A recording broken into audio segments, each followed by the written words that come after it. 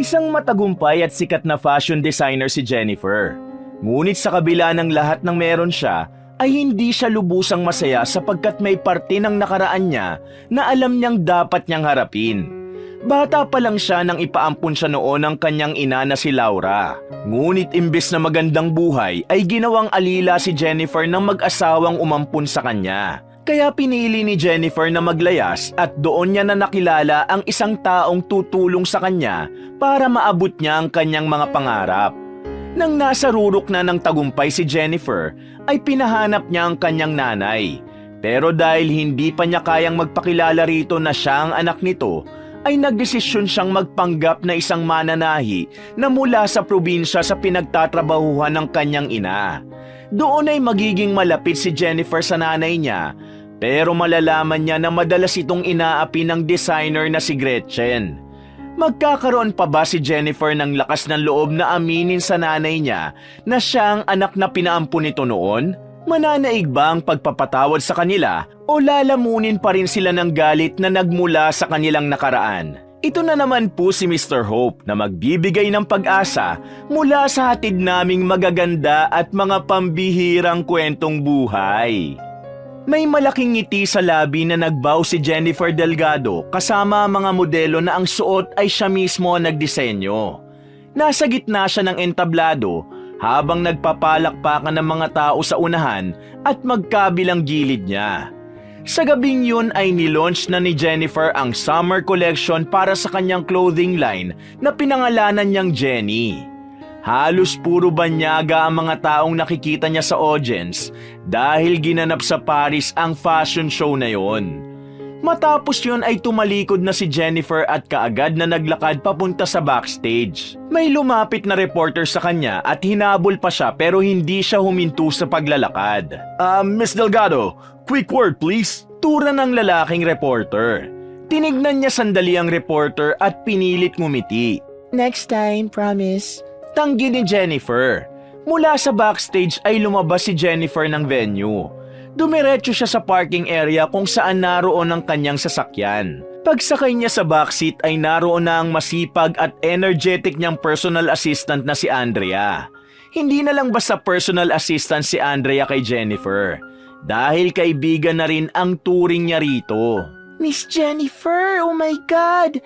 Lahat ng fashion insiders and critics sobrang blown away sa launch mo ng summer collection mo. Some fashion magazines already declared Jenny as the hottest brand this year. Masiglang sambit ni Andrea habang pinapakita ang ilang headline sa mga online news sa hawak nitong tablet.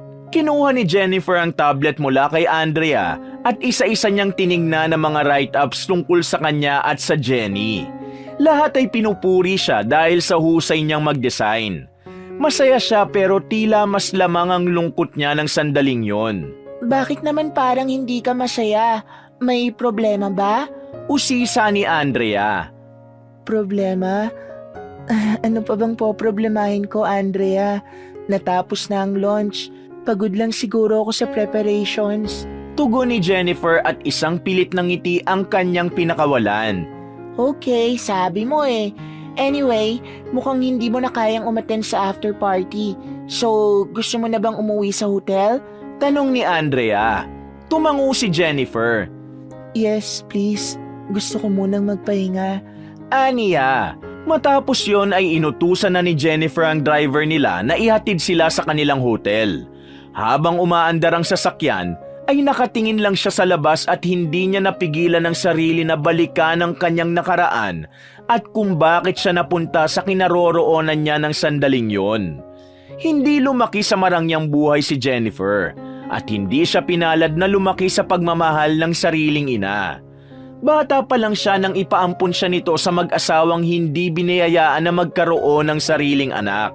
Pero hindi naging maganda ang buhay doon ni Jennifer dahil ginawa siyang utusan at alila ng mag-asawa. Ginawa siyang tagalinis, tagabantay ng tindahan at tagapagluto. Halos lahat ng gawaing bahay ay sa kanya nakaatang. At kapag nagkakamali siya, ay puro sigaw at parusa ang natatanggap niya. Hanggang isang araw, sa edad na 14 ay napuno na si Jennifer. Umalis siya sa bahay na yon kahit hindi niya alam kung saan siya pupunta. Bukod sa mga damit, ay dinala niya ang kanyang lapis at sketchpad dahil noon pa man ay mahilig na siyang mag-drawing ng mga damit. Nabuhay si Jennifer sa pamamalimos at paglilinis ng salamin ng mga sasakyan sa iba't ibang parking lot. Isang araw habang namamalimos sa isang parking lot, nakita niyang isang mamahaling kotse. Marumi ang windshield noon kaya naisipan ni Jennifer na linisin. Hindi niya alam, habang nililinis niya ang windshield ay pinagmamasdan na pala siya ng may-ari ng kotse na isang matandang babae na si Doña Victoria Elizalde. Hindi siya pinagalitan nito. Sa halip, ngumiti ito at tinanong ang pangalan niya. At kinabukasan, muling bumalik ang Donya upang bigyan siya ng pera. Paulit-ulit na bumalik ang mayamang matanda upang bigyan siya ng kahit na ano. Hanggang sa nagdesisyon na si Doña Victoria na ampunin si Jennifer. Isinama siya nito sa bahay nito. Pinag-aral siya sa isang prestiyosong art school. Nang mapansin ng Donya ang libangan ni Jennifer sa pagguhit ng mga damit at pangarap niya maging designer, ay pinasok siya nito sa fashion design program. Doon niya unang natutunan ang sining ng tela, pagtatahi at paggawa ng totoong obra. Ngunit hindi rin naging madali ang lahat para kay Jennifer. Habang ang ibang estudyante ay anak ng mga negosyante, politiko at artista, ay siya lang ang dating palaboy. Madalas siyang maliitin, hindi pinapansin at kinukutsa pa paminsan. Pero hindi siya tumigil. Mas pinag-usayan pa niya ang paggawa ng mga disenyo at ang kanyang pag-aaral. Pagkamatay ni Doña Victoria ilang taon pagkatapos ng kanyang graduation, ay iniwan nito kay Jennifer ang kalahati ng kanyang yaman na meron nito. Mula roon ay itinatag na niya ang Jenny Clothing Line. Isang clothing line na isinilang hindi sa marangyang studio o shop, kundi sa loob ng isang maliit na kwarto sa Maynila. Sa simula, kaunti lang ang naniniwala kay Jennifer. Marami ang tumangging mag-sponsor pero hindi siya sumuko. Nagsimula ang swerte niya nang ma-feature siya sa isang vlog. Simula noon ay nagsunod-sunod na ang offers kay Jennifer hanggang sa mapasama siya sa isang international design competition. At doon, unang narinig ang pangalang Jennifer Delgado sa fashion scene. Maya-maya ay huminto na ang sasakyan na pagmamay-ari ni Jennifer sa tapat ng isang marangyang hotel. Nagbalik na sa kasalukuyan ng isip ni Jennifer mula sa malalim niyang pagbabalik tanaw. Saglit siyang napabuntong hininga bago bumaba ng sasakyan. Tahimik silang naglakad ni Andrea papasok ng hotel at saka nagtungo sa elevator papuntang 14th floor. Pagdating nila sa kanilang suite, ay bumungad sa kanila ang eleganting ambience ng kwarto na merong panoramic view ng lungsod mula sa glass wall. Walang sinayang na oras si Jennifer at dumiretso siya sa kanyang silid at agad isinara ang pinto. Kakahiga pa lang niya sa malambot na kama nang makarinig siya ng mahinang pagkatok sa pinto.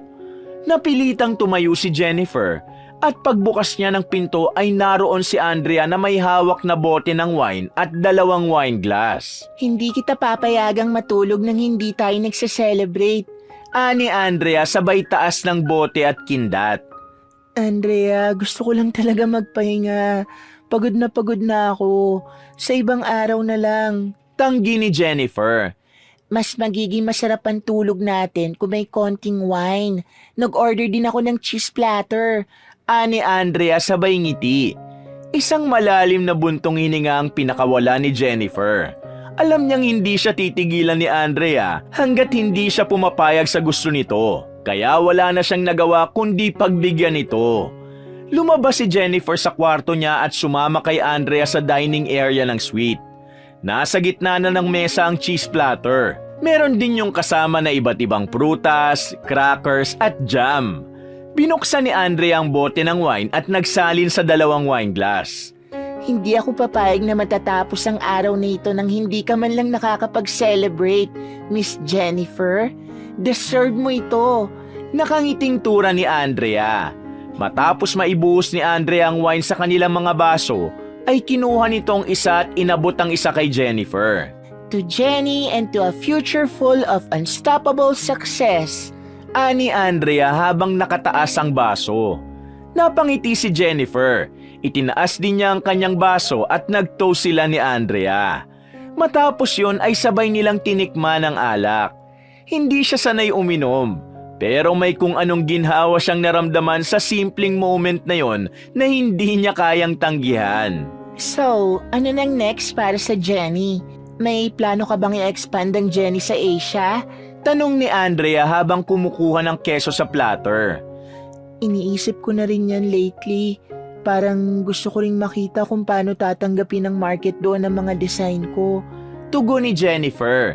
Tumango si Andrea. Actually, bagay naman ang mga design mo sa klima sa Asia kasi ang mga design mo, priority ang comfort. Lalo na kung mag-open ka ng flagship store sa Seoul o Singapore or sa Manila. Hindi ba nawala na doon ang store mo? Suggest ni Andrea.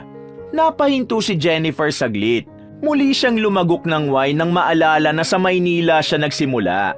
Pwede rin tayong gumawa ng limited collection inspired by your roots para mas may emotional impact, mas personal. Dagdag ni Andrea. Sounds risky pero exciting ah. You've always had good ideas, Andrea. Sagot ni Jennifer sabay ngiti. Lumipas pa ang ilang minuto at halos kalahati na ng bote ang naubos nila. At dahil hindi sanay sa alak at medyo nakaramdam na si Jennifer ng pagkalasing, kaya naman hindi niya na napigilan ang magsabi kay Andrea sa kung ano ang nasa loob niya. You know what's weird, Andrea? Ang dami ko nang narating pero parang laging may kulang. Parang may parte sa akin na hindi buo. Gets mo yon? Ani Jennifer sa lasing na boses. Bahagya nang namumungay ang mga mata niya. Tumigil si Andrea sa pagnguya at tinignan siya. Bahagyang nakakunot ang noo. Yeah, I get it. Pero maybe you just need a break or maybe kailangan mo lang alalahanin kung bakit ka nagsimula. Tumangutangong saad ni Andrea. Natawa si Jennifer ng bahagya. Ang lalim mo tonight ah. Ani Jennifer at sumandal siya sa upuan habang hawak pa rin ang baso. Well, minsan lang kita makitang vulnerable eh. Kaya sinasakyan ko na lang. Ani Andrea. Biglang natigilan si Jennifer. Napatulala siya dahil tinamaan siya sa sinabi ni Andrea. Ang totoo kasi, siya ang klase ng tao na hindi mahilig mag-open up ng personal na problema sa ibang tao kahit pa malapit ito sa kanya. Nais niyang ipakita sa lahat na malakas siya at kaya niya ang lahat ng problemang ibabato o ibinabato sa kanya. Uy, ba't ka natahimik bigla? Untag ni Andrea kay Jennifer. Hindi agad sumagot si Jennifer. Nang sandaling yon, ay nagkaroon na siya ng kagustuhan na maging mas bukas pa kay Andrea. May tanong ako sa'yo, Andrea. Anong pakiramdam na lumaki na kasama mo ang nanay mo? Tanong ni Jennifer sa mahinang boses. Oh well, masaya. Lalo na nung bata ako. Favorite ko yung bago ako matulog, kukwentuhan niya ako ng kung ano-ano. Saka, iba kasi talaga ang love ng isang nanay. Basta, ang hirap i-explain. Ay, hindi na tuloy ako makapaghintay na makauwi tayo sa Pilipinas para mahag ko na si Mama. Teka, bakit mo nga pala naitanong yan? Napakunot ang noo ni Andrea pagkatapos. Lahat kasi ng sinabi mo, never kong na-experience. Bata pa lang kasi ako nang ipinaampuna ako ng nanay ko. Kasi hindi niya na raw ako kayang buhayin. Nakakatawa lang kasi hindi naman pala niya ako kayang buhayin. Bakit pa niya ako binuo? Pagak na natawa si Jennifer sabay inom ng wine. Hindi nakapagsalita si Andrea sa loob ng ilang segundo. Inilapag nito ang wine glass sa lamesa at matiim na tumingin kay Jennifer. Lahat ng desisyon ng isang tao may dahilan. Minsan hindi natin agad nauunawaan, kaya masakit. Paliwanag ni Andrea. Pero, nasaan na pala ang totoo mong nanay? Dugtong na tanong ni Andrea. Kumibit balikat si Jennifer. Ewan, hindi ko alam. Hindi ko rin alam kung buhay pa siya. Baka kaya mo nararamdamang may kulang kasi kailangan niyo talagang magkita ng nanay mo, Miss Jennifer. Kailangan niyo sigurong magkausap. Seryosong tura ni Andrea. Natigilan si Jennifer sa sinabing yun ni Andrea. Napaisip siya ng malalim dahil ang totoo, ilang beses niya nang pinag-isipan na hanapin ang nanay niya. May sapat naman na siyang pera para gawin yon. Pero natatakot siya na makaharap ang nanay niya dahil baka galit lang ang maramdaman niya para rito dahil sa ginawa nitong pagpapaampon sa kanya noon. Ilang araw pang nanatili sina Jennifer at Andrea sa Paris bago sila umalis doon para bumalik sa Pilipinas.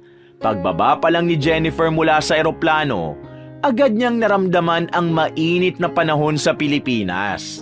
Isang itim na SUV ang sumundo sa kanya papunta sa kanyang bahay na nasa isang exclusive subdivision. Pagdating sa kanyang bahay ay bumungad sa kanya ang malawak na modernong bahay na puro salamin sa harapan. May landscape garden na may fountain sa gitna at mga tanim na orchid sa gilid. Ang gate ay otomatikong bumukas. Pagpasok ni Jennifer sa loob ng kanyang malaking bahay, ay binaybay niya ang hagdan papunta sa kwarto niya. Nang makarating siya sa kanyang kwarto ay agad siyang nahiga sa kanyang malaki at malambot na kama. Tumitig siya ng ilang segundo sa kisame hanggang sa isang hindi sinasadyang pagkakataon ay bumalik sa kanyang alaala ang araw na pinaampun siya ng kanyang ina. Parang kahapon lang ang eksenang yun. Umiiyak siya habang nakayakap sa binti ng nanay niya. Nakikiusap siya rito na wag siya nitong ipaampon. Hindi niya makakalimutan ang malamig na tingin ng nanay niya sa kanya noon. May naramdamang kirot sa dibdib si Jennifer. Kung siya ang masusunod ay nais niya nang kalimutan ang parting yon ng kanyang nakaraan pero hindi niya kaya. Maya-maya ay isang desisyon ang nabuo ni Jennifer. Bumangon siya at kinuha ang kanyang cellphone. Tinawagan niya si Andrea sa pamamagitan ng video call. Ilang segundo lang ang lumipas ay sinagot na yon ni Andrea. Grabe naman, ang bilis mo ako na-miss ha.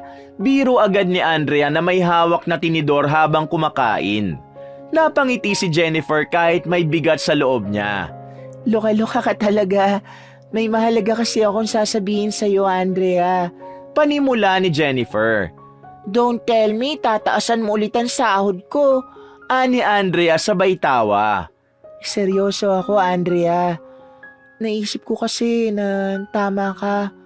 Kailangan ko na talagang makausap ang nanay ko para mawala na tong pakiramdam ko na parang palaging may kulang sa akin.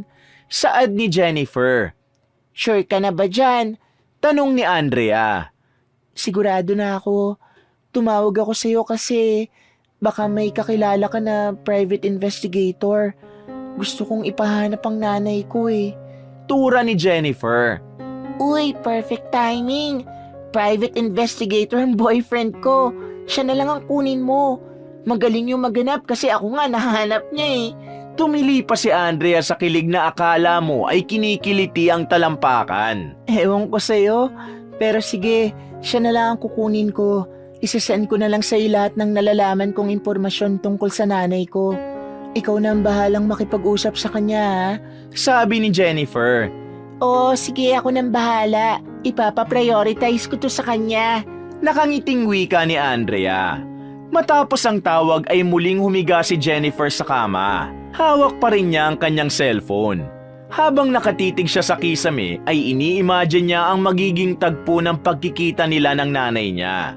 Hindi siya sigurado kung matutuwa ba ito o manghihinayang dahil sa ginawa nitong pagpapaampon sa kanya noon.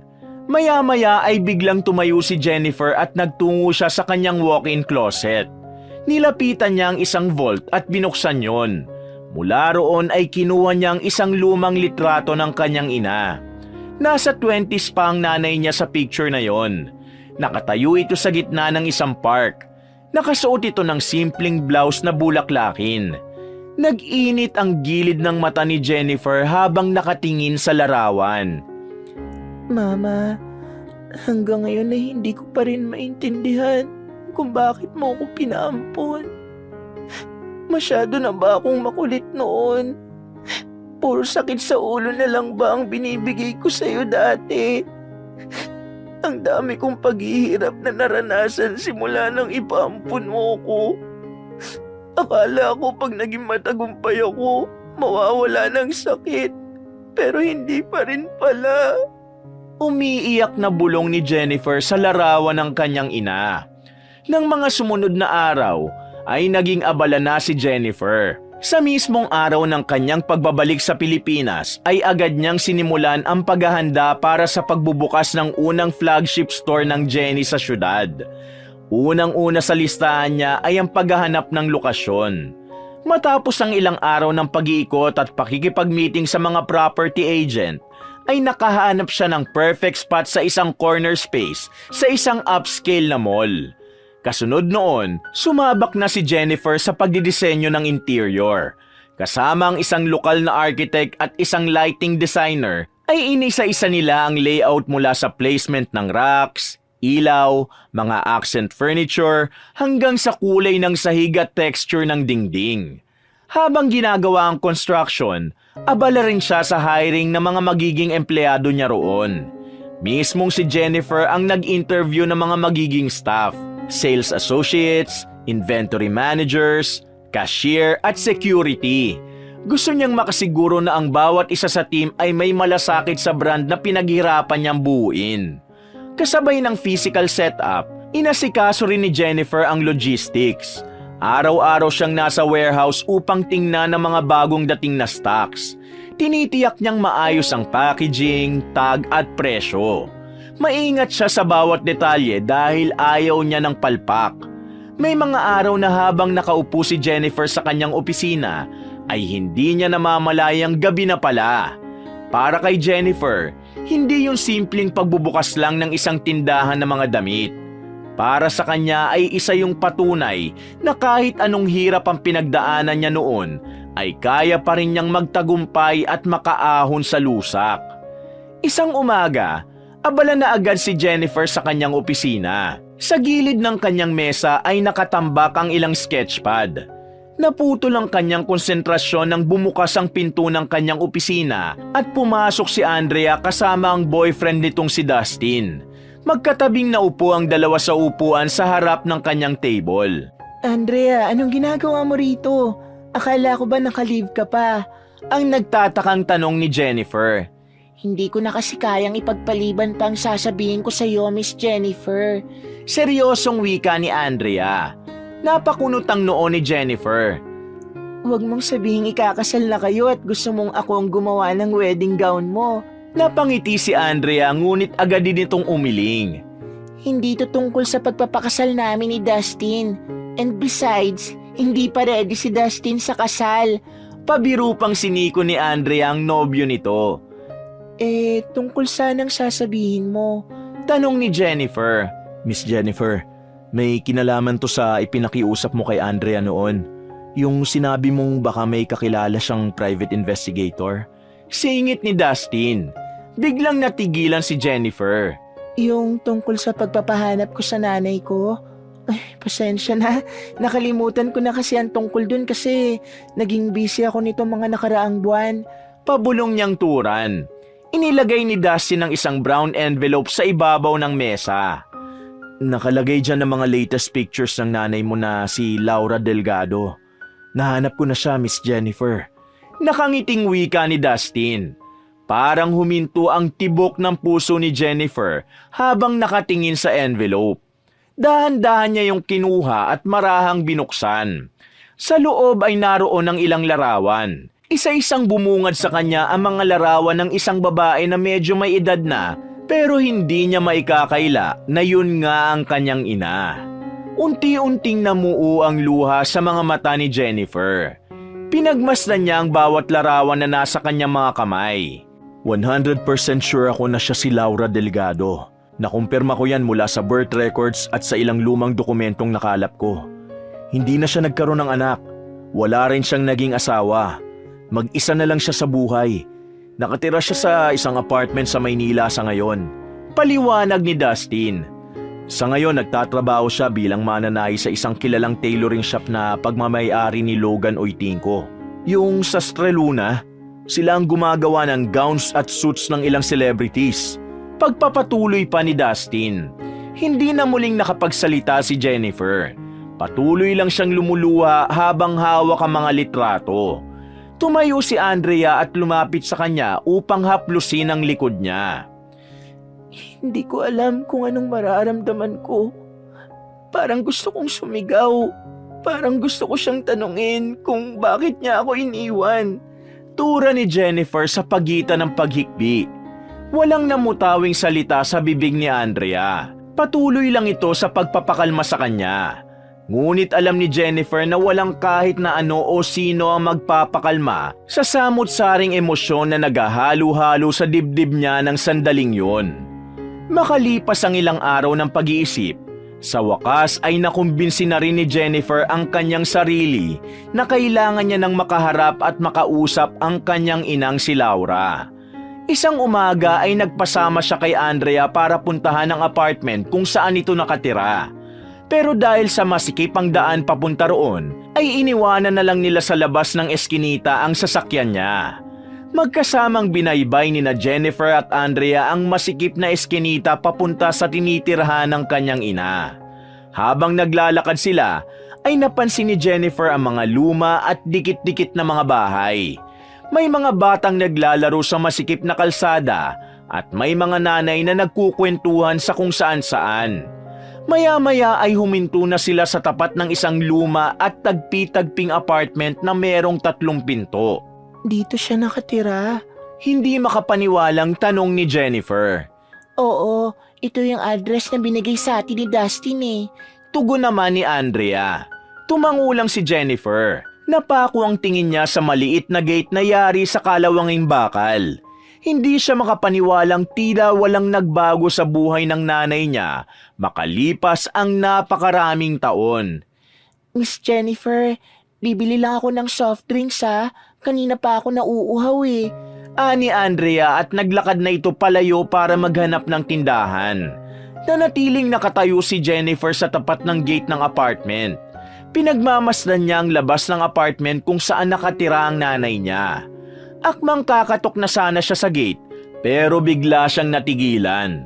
Bigla siyang nagkaroon ng takot sa maaaring mangyari kapag nagkita sila ng kanyang ina. Naramdaman niya biglang tila hindi pa siya handa sa tagpong yon. Bumaba ang kamay ni Jennifer at nagdesisyon siya na sa ibang araw na lang niya yung gagawin. Hindi ko kaya. Hindi pa sa ngayon. Bulong ni Jennifer sa sarili. Aalis na sana si Jennifer nang biglang bumukas ang pinto na nasa gitna ng 3 apartment unit. Mula roon ay lumabas ang isang may edad na babae na may bitbit na isang plastik na timba na puno ng basang damit. Basa rin ang laylayan ng duster nito. Nanlamig ng gusto si Jennifer nang mapagtanto na ang babaeng yon ay walang iba kundi si Laura, ang kanyang ina. Nanlambot ang mga tuhod niya at hindi niya nagawang igalaw ang kanyang mga paa. Hanggang sa napansin siya ng babae. Natigilan ito at nagtama ang kanilang mga mata. Kinabahan si Jennifer dahil baka makilala siya nito. Naglakad palapit si Laura sa kanya pero hindi nito binuksan ang gate. May hinahanap ka ba, Ineng? May kailangan ka ba? Tanong ni Laura sabay ngiti. Hindi nakasagot si Jennifer. Muling bumalik sa kanya ang alaala nung bata pa siya. Naalala niya kung paano siya nito ipinaampon na para bang isa lamang siyang tuta. Gusto niyang magalit. Gusto niyang sumigaw. Pero ramdam niya pa rin ang pagkasabik sa dibdib niya. Ineng, ayos ka lang ba? Kanina ka pa nakatulala. May kailangan ka ba? Untag ni Laura kay Jennifer. Napakurap si Jennifer at isang pilit ng ngiti ang pinakawalan niya. Ano po? Naghahanap po ako ng mauupahan na apartment. Meron po bang bakante rito? Tanong ni Jennifer habang pilit na pinapakalma ang sarili. Ay, pasensya na. Puno na dito eh. Doon sa may una-unahan, meron pa yatang bakante doon. Magtanong ka na lang doon ha. Tugon ni Laura habang inilalapag ang timba sa lupa. Ganun po ba? Sige po, salamat na lang po.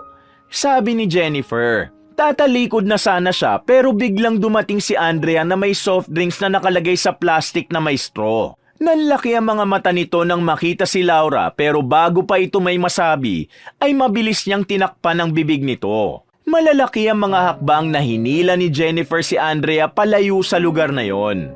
Pagkasakay ni na Jennifer at Andrea sa kotse, ay impit na napatili si Jennifer sabay sa bunot sa sariling buhok habang nakayuko. Malakas niyang inihampas ang dalawang kamay sa manibela. Doon niya ibinuhos ang inis niya sa sarili dahil hindi niya nagawang sabihin kay Laura kung sino siya. Ano bang nangyari kanina? Bakit mo ko hinila palayo dun? Nagkausap na ba kayo? Magkakasunod na tanong ni Andrea. Umiling si Jennifer at tumingin siya kay Andrea. Nasa harapan ko na siya pero ewan ko. Bigla akong nanghina. Parang naubos lahat ng lakas ko. Hindi ko nagawang sabihin sa kanya na ako ang anak niya. Napapailing na tugon ni Jennifer. Sayang naman, Miss Jennifer. Sayang yung pagpunta natin dito. Ani Andrea. Hindi ko pa pala kaya. Bigla akong natakot kanina. Hindi pa ako handa na tumayo sa harap niya at sabihin ako ang anak na iniwan niya. Na ako yung batang pinamigay niya noon. Malungkot na saad ni Jennifer habang nakatulala. Pero wala ka namang dapat ikatakot. Sigurado ako matutuwa ang nanay mo kapag nalaman niya na isa ka ng sikat na designer na pinagkakaguluhan sa Europe. For sure, pagmamalaki ka niya ng sobra. Tura ni Andrea. Hindi yun ang ikinakatakot ko, Andrea. Hindi ko nga rin maintindihan eh. Galit ako sa kanya. Galit ako kasi iniwan niya ako. Pero gusto ko siyang makasama. Gusto kong marinig ulit ang boses niya. Gusto ko siyang yakapin. Ang gulo. Sobrang gulo ng nararamdaman ko. Hindi pa ako handa na makasama siya bilang ako. Bilang anak niya. Isang malalim na buntong hininga ang pinakawala ni Jennifer. Hindi niya inasahang magiging ganun ang senaryo sa muling pagkikita nila ni Laura. Biglang natahimik si Andrea. Tumingin ito kay Jennifer na para bang may biglang pumasok na ideya sa utak nito. Hindi nagtagal ay isang malaking ngiti ang sumilay sa labi nito. Napakunot ang noo ni Jennifer. Oh, bakit nakangiti ka dyan? Nagtatakang tanong niya. May naisip ako dahil sa sinabi mo. Kung hindi mo pa kaya makilala ka ng nanay mo bilang anak niya, edi baka kaya mong makilala ka niya bilang ibang tao. Tugon ni Andrea. Anong ibig mong sabihin? Naguguluhang tanong ni Jennifer. Okay, explain ko lang ha.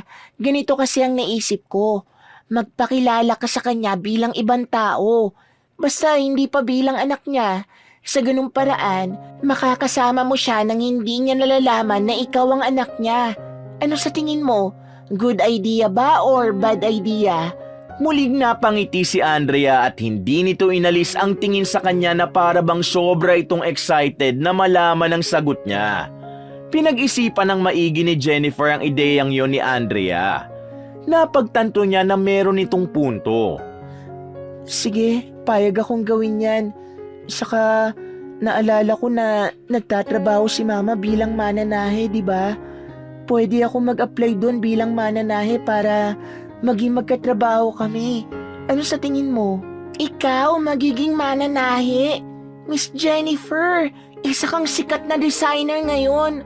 Parang hindi na bagay sa'yo. Iling ni Andrea. Wala namang masama sa pagiging mananahe. Kung mag-a-apply ako doon bilang designer, baka naman may makakilala agad sa akin, di ba? Tura ni Jennifer. Sa bagay, may point ka rin naman. Ani Andrea. Salamat sa ideya mo, Andrea. Iba ka talagang mag-isip.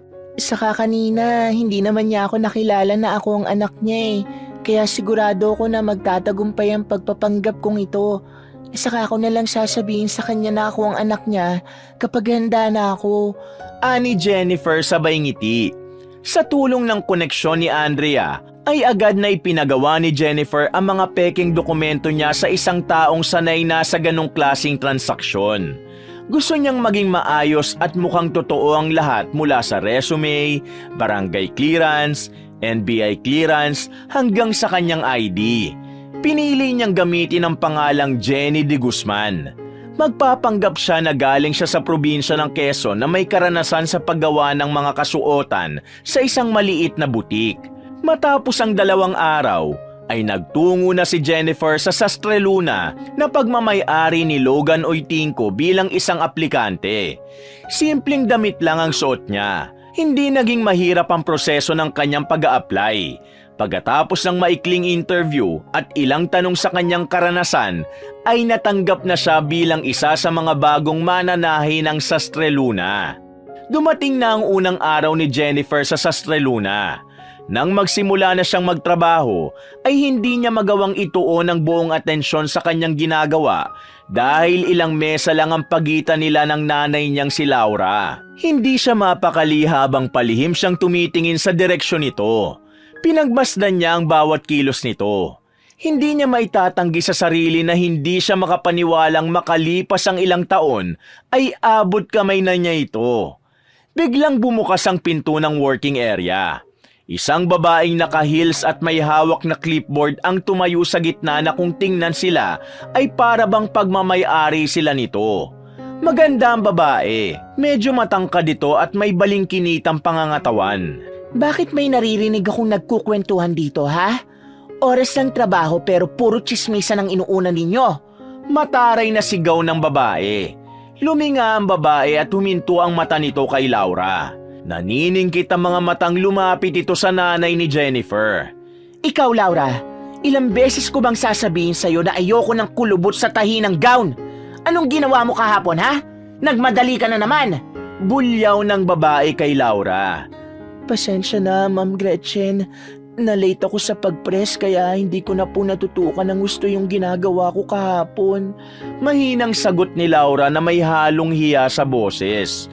May naramdamang kirot sa dibdib si Jennifer. Gusto niyang tumayo at sabihin sa babaeng yon na wag nitong sigawan ng nanay niya. Pero nanatili siyang nakaupo. Alam niya na kapag ginawa niya yon ay mapupurnada agad ang kanyang pagpapanggap. Maya-maya ay napatingin si Gretchen kay Jennifer at lumapit ito sa kanya habang nakataas ang isang kilay. Ikaw ba si Jenny? Yung bagong mananahe? Tanong ni Gretchen sa kanya. Ako nga, Ma'am Gretchen. Sagot ni Jennifer. Mabuti naman at alam mo na ang pangalan ko.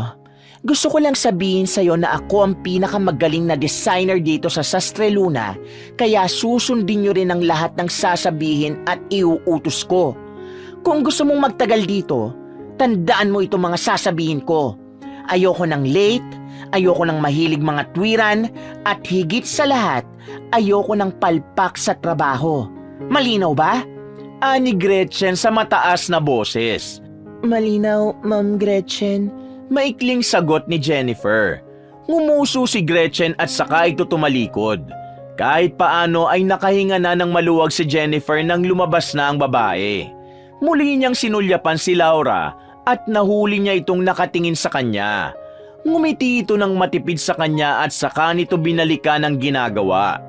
Pagsapit ng break time, ay isa-isa nang nagsitayuan ang mga mananahi dala ang kani-kanilang baon at tumuloy sa maliit na kitchen ng Sastre Luna. Sumunod si Jennifer doon na dala ang kanyang baon na grilled chicken, buttered veggies at kanin. Pagpasok niya sa loob ng kitchen, ay agad niyang napansin na wala roon si Laura.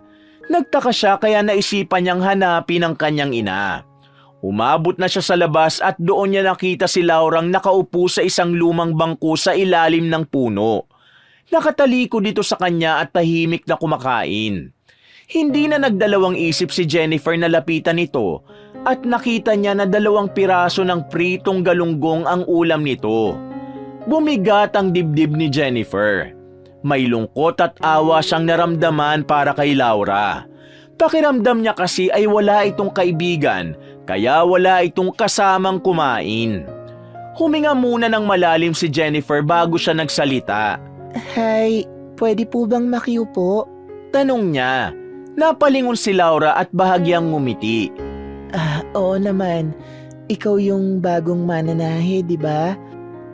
Opo, ako po si Jenny. Sagot ni Jennifer sabay ngiti. Ako naman si Laura. Pero pwede mo akong tawagin na Nanay Laura kasi yun ang tawag nila sa akin dito. Teka, natatandaan kita. Ikaw yung naghahanap ng mauupahan nung isang araw, tama? O ano, may nahanap ka na ba? Tanong sa kanya ni Laura. Opo, meron na po. Oo nga po pala. Share po tayo sa baon ko. Medyo marami po ito at hindi ko ito mauubos. Alok ni Jennifer. Tila nahihiyang umiling si Laura. Ay nako, wag na. May pagkain naman ako, salamat na lang. Tanggi nito. Sige na po, sayang din po kasi ito kasi hindi ko ito mauubos. Ani Jennifer sabay alok ng isang piraso ng manok at kaunting gulay. Dahil sa pamimilit ni Jennifer, ay wala nang nagawa si Laura kundi tanggapin ang pagkain niya. Isang mahabang katahimikan ang namayani sa dalawa habang pinagsasaluhan nila ang baong nilang pagkain. Makalipas ang ilang sandali ay muling nagsalita si Laura. Nasampulan ka pala agad ni Ma'am Gretchen kanina. Mag-ingat ka sa kanya, Jenny. Kaya nga po, medyo masungit nga po siya. Ani Jennifer sabay tawa ng mahina. Malapit kasi si Ma'am Gretchen kay Sir Logan, kaya kahit anong sabihin niya, huwag kang sasagot. Kahit paminsan sobra na, tiisin mo na lang. Maraming nawalan ng trabaho dahil lang sinagot si Ma'am Gretchen. Paalala ni Laura sa kanya. Tatandaan ko po yung mga sinabi niyo, Nanay Laura. Kahit mahirap sa akin na magpigil na huwag sumagot lalo na kapag alam kong tama ako. Ani Jennifer sabay tawa ng mahina. Nagpatuloy silang dalawa sa pagkain at napansin ni Jennifer na halos hindi ginagalaw ni Laura ang grilled chicken na ibinigay niya rito. Mas kinakain nito ang pritong galunggong na baon nito.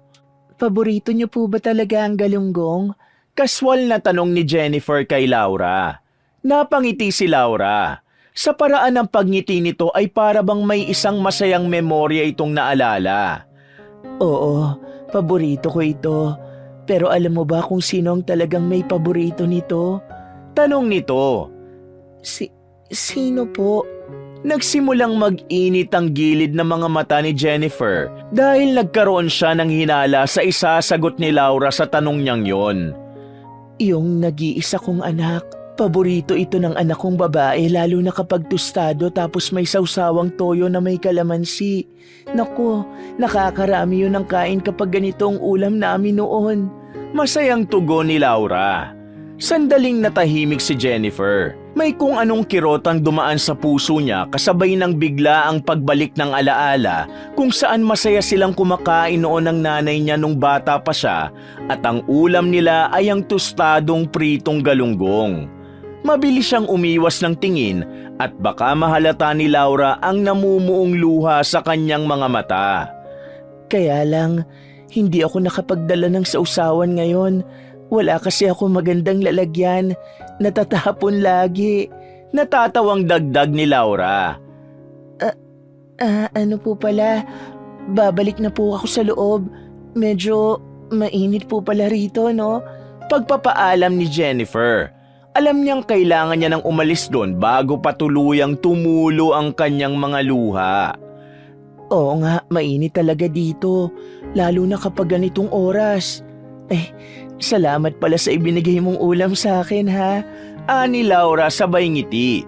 Hindi na nakasagot si Jennifer. Ramdam niyang unti-unti nang naiipon ang luha sa kanyang mga mata. Mabilis siyang tumayo matapos kunin ang kanyang pagkain at walang lingon-likod siyang naglakad palayo kay Laura. Nagmamadali at malalaki ang mga hakbang ni Jennifer nang pumasok siya sa Sastreluna. Bahagya siyang nakayuko dahil nais niyang walang makakita ng luhang nagbabadyang pumatak mula sa kanyang mga mata. Sa pagliko niya sa hallway papunta sa working area ay bigla siyang nabangga ng isang babae. Pag-angat ng mukha niya ay nanlaki ang mga mata niya nang makita niyang si Gretchen yun. Sa kasamaang palad ay tumapon sa damit nito ang ulam niya at nag-iwan yun ng mantsa. "Anong ginawa mo?" Sigaw ni Gretchen sabay sabunot sa buhok ni Jennifer at malakas pa siya nitong sinampal sa kaliwang pisngi. Nagulat si Jennifer sa ginawang pananakit ni Gretchen sa kanya. May ilang empleyado ang napatingin sa kanila pero wala kahit isang pumagitna o ipinagtanggol man lang si Jennifer. Napahawak siya sa pisnging sinampal ni Gretchen. Bago ka pa lang dito, gumagawa ka na agad ng kapalpakan. Probinsyana ka nga talaga. Hindi mo ba alam kung magkano itong damit ko? Kahit magtrabaho ka ng 1 taon, hindi mo ito mabibili. Patuloy na sigaw ni Gretchen habang dinuduro si Jennifer. Humigpit ang pagkakahawak ni Jennifer sa plastic. Pasensya na, pero hindi ko naman sinasadya. Mahinang sagot ni Jennifer habang pilit na pinapanatili ang kalmadong tono ng kanyang boses. Pero mas lalong nag-alab ang galit ni Gretchen sa sinabi niyang yon. Sinasagot mo pa ako? Sinadya mo man o hindi, wala akong pakialam. Dinumihan mo na ang damit ko! Sigaw nito. Akmang sasampalin na naman sana siya ni Gretchen, pero biglang dumating si Laura at iniharang nito ang sarili kay Jennifer. Imbis na siyang masampal ni Gretchen, ay sa pisngi ni Laura dumapo ang palad nito na labis na ikinagimbal ni Jennifer. Ma'am Gretchen, tama na. Ani Laura habang nangingilid ang mga luha. Ano bang pakialam mo, Laura? Ha? Wala ka nga silbi dito tapos pakialamera ka pa? Diyan na nga kayo. Magsama kayo. Total parehas kayo mga walang pinag-aralan. Galit na sabi ni Gretchen. Tumalikod na ito at malalaki ang mga hakbang na naglakad palayo. Naiwan sina Jennifer at Laura na parehong hindi makapagsalita agad. Pigil ang luha ni Jennifer habang nakayuko. Ayos ka lang, Jenny? Mahinang tanong ni Laura. Dahan-dahang tumango si Jennifer kahit nangingilid ang luha niya. Ayos lang po. Lilinisin ko na lang po itong kalat ko dito. Aniya at agad siyang yumukod upang linisin ang tumapo niyang pagkain sa sahig. Tahimik na pinanood siya ni Laura habang hawak pa rin ang pisngi nitong namumula sa sampal. Matapos ang maghapon na pagtatrabaho, ay lumabas na si Jennifer ng Sastreluna. Nagtungo siya sa tabi ng kalsada para maghintay ng jeep para makauwi na siya sa isang maliit na apartment kung saan siya pansamantalang nakatira upang mapanindigan ang kanyang pagpapanggap. Habang nakatayo si Jennifer sa gilid ng kalsada ay napabuntong hininga siya. Ilang jeep na ang dumaan pero wala siyang pinara. Mabigat pa rin sa dibdib niya ang mga nangyari sa buong araw. Lalo na ang eksena nila kanina nila Gretchen. Napapitlag si Jennifer nang biglang tumabi sa kanya si Laura na may ngiti sa labi. Namumula pa rin ang pisngi nito. Lumambot ang mukha niya at may awa niya itong tiningnan. Nakalimutan ko po palang magpasalamat sa inyo kanina. Salamat po kasi ipinagtanggol niyo ako kanina kay Ma'am Gretchen. Pero hindi niyo na po dapat ginawa yun. Baka kayo pa ang mapahamak dahil sa akin. Baka mawalan po kayo ng trabaho. Tura ni Jennifer. Sa totoo lang, hindi ko rin alam kung bakit ko yun ginawa. Hindi ba ako nagsasabi sa iyo na iwasan si Ma'am Gretchen? Pero nang nakita ko na sasampalin ka niya, kusa nang gumalaw ang katawan ko at wala akong ibang inisip kundi ang protektahan ka. Ani Laura sabay tawa ng mahina. Natahimik si Jennifer. Alam niya na kaya yun naramdaman ni Laura ay dahil alam ng puso nito na anak siya nito. Mag-ingat ka na lang sa kanya, Jenny, ha? Mahirap siyang kalaban. Dagdag pa ni Laura. Tumango si Jennifer. Mukhang yan na nga lang po ang dapat kong gawin. Pero hindi po yata tama na ginagamit niya ang koneksyon at posisyon niya para lang apihin ang mga tulad natin. Katwira ni Jennifer. Hindi nga talaga tama. Pero gano'n naman yata talaga ang kalakaran dito sa mundo. Kapag mababa ka, may mga nasa taas na mas lalo kang ibababa. Saad ni Laura. Isang jeep ang pinara ni Laura. Nagpaalam na ito kay Jennifer. Nang sumakay na si Laura ay sinundan ng tingin ni Jennifer ang papalayong jeep. Isang malalim na paghinga ang pinakawalan niya. Napagtanto niyang hindi maganda ang kalagayan ng nanay niya sa Sastreluna. Sinabi niya sa sarili na gagawin niya ang lahat para protektahan ito. Habang wala pa siyang lakas ng loob na magpakilala kung sino siya, ay magiging kaibigan muna siya nito. Sa mga sumunod na araw ay pinilit ni Jennifer na manatiling tahimik sa trabaho at umiwas na rin kay Gretchen. Hindi dahil sa takot siya, kundi dahil ayaw niya nang madagdagan pa ang gulo sa pagitan nilang dalawa. Alam niyang kahit kaunting pagkakamali lang ay pwedeng gamitin ni Gretchen para tuluyang paalisin siya sa Sastre Luna. Unti-unti ring lumalalim ang samahan nila Jennifer at Laura. Palagi na lang silang sabay na kumakain kapag break time. Sa kabilang banda, tila naging target si Jennifer ng ilan sa mga empleyadong malapit kay Gretchen. Kapag dumarating siya sa umaga, ay ramdam niya na may ilang pares ng mata ang nakasunod sa kanya. May mga pabulong na tumatawa at may pasaring na komento tungkol sa kanyang pananamit o sa pagiging probinsyana niya. Pero hindi siya nagpatinag. Tahimik lang siyang nagtrabaho at mas pinili niyang wag patulan ng anumang pambubuli sa kanya. Para kay Jennifer, ang bawat araw ay tila isang mahigpit na pagtitimpi. Sa pagitan ng pananahimik at pagtitiis, alam niyang may mas mahalaga siyang dahilan kung bakit siya naroon. Ang mapalapit sa ina at maprotektahan nito kahit hindi pa nito alam kung sino talaga siya. Isang umaga, tahimik na nagtatrabaho si Jennifer sa Sastre Luna kasama ang iba pang mga mananahi. Meron silang tinatapos na napakaraming gown para sa isang kasal. Maingat na tinatahi ni Jennifer ang laylayan ng isang bestidang kulay ivory.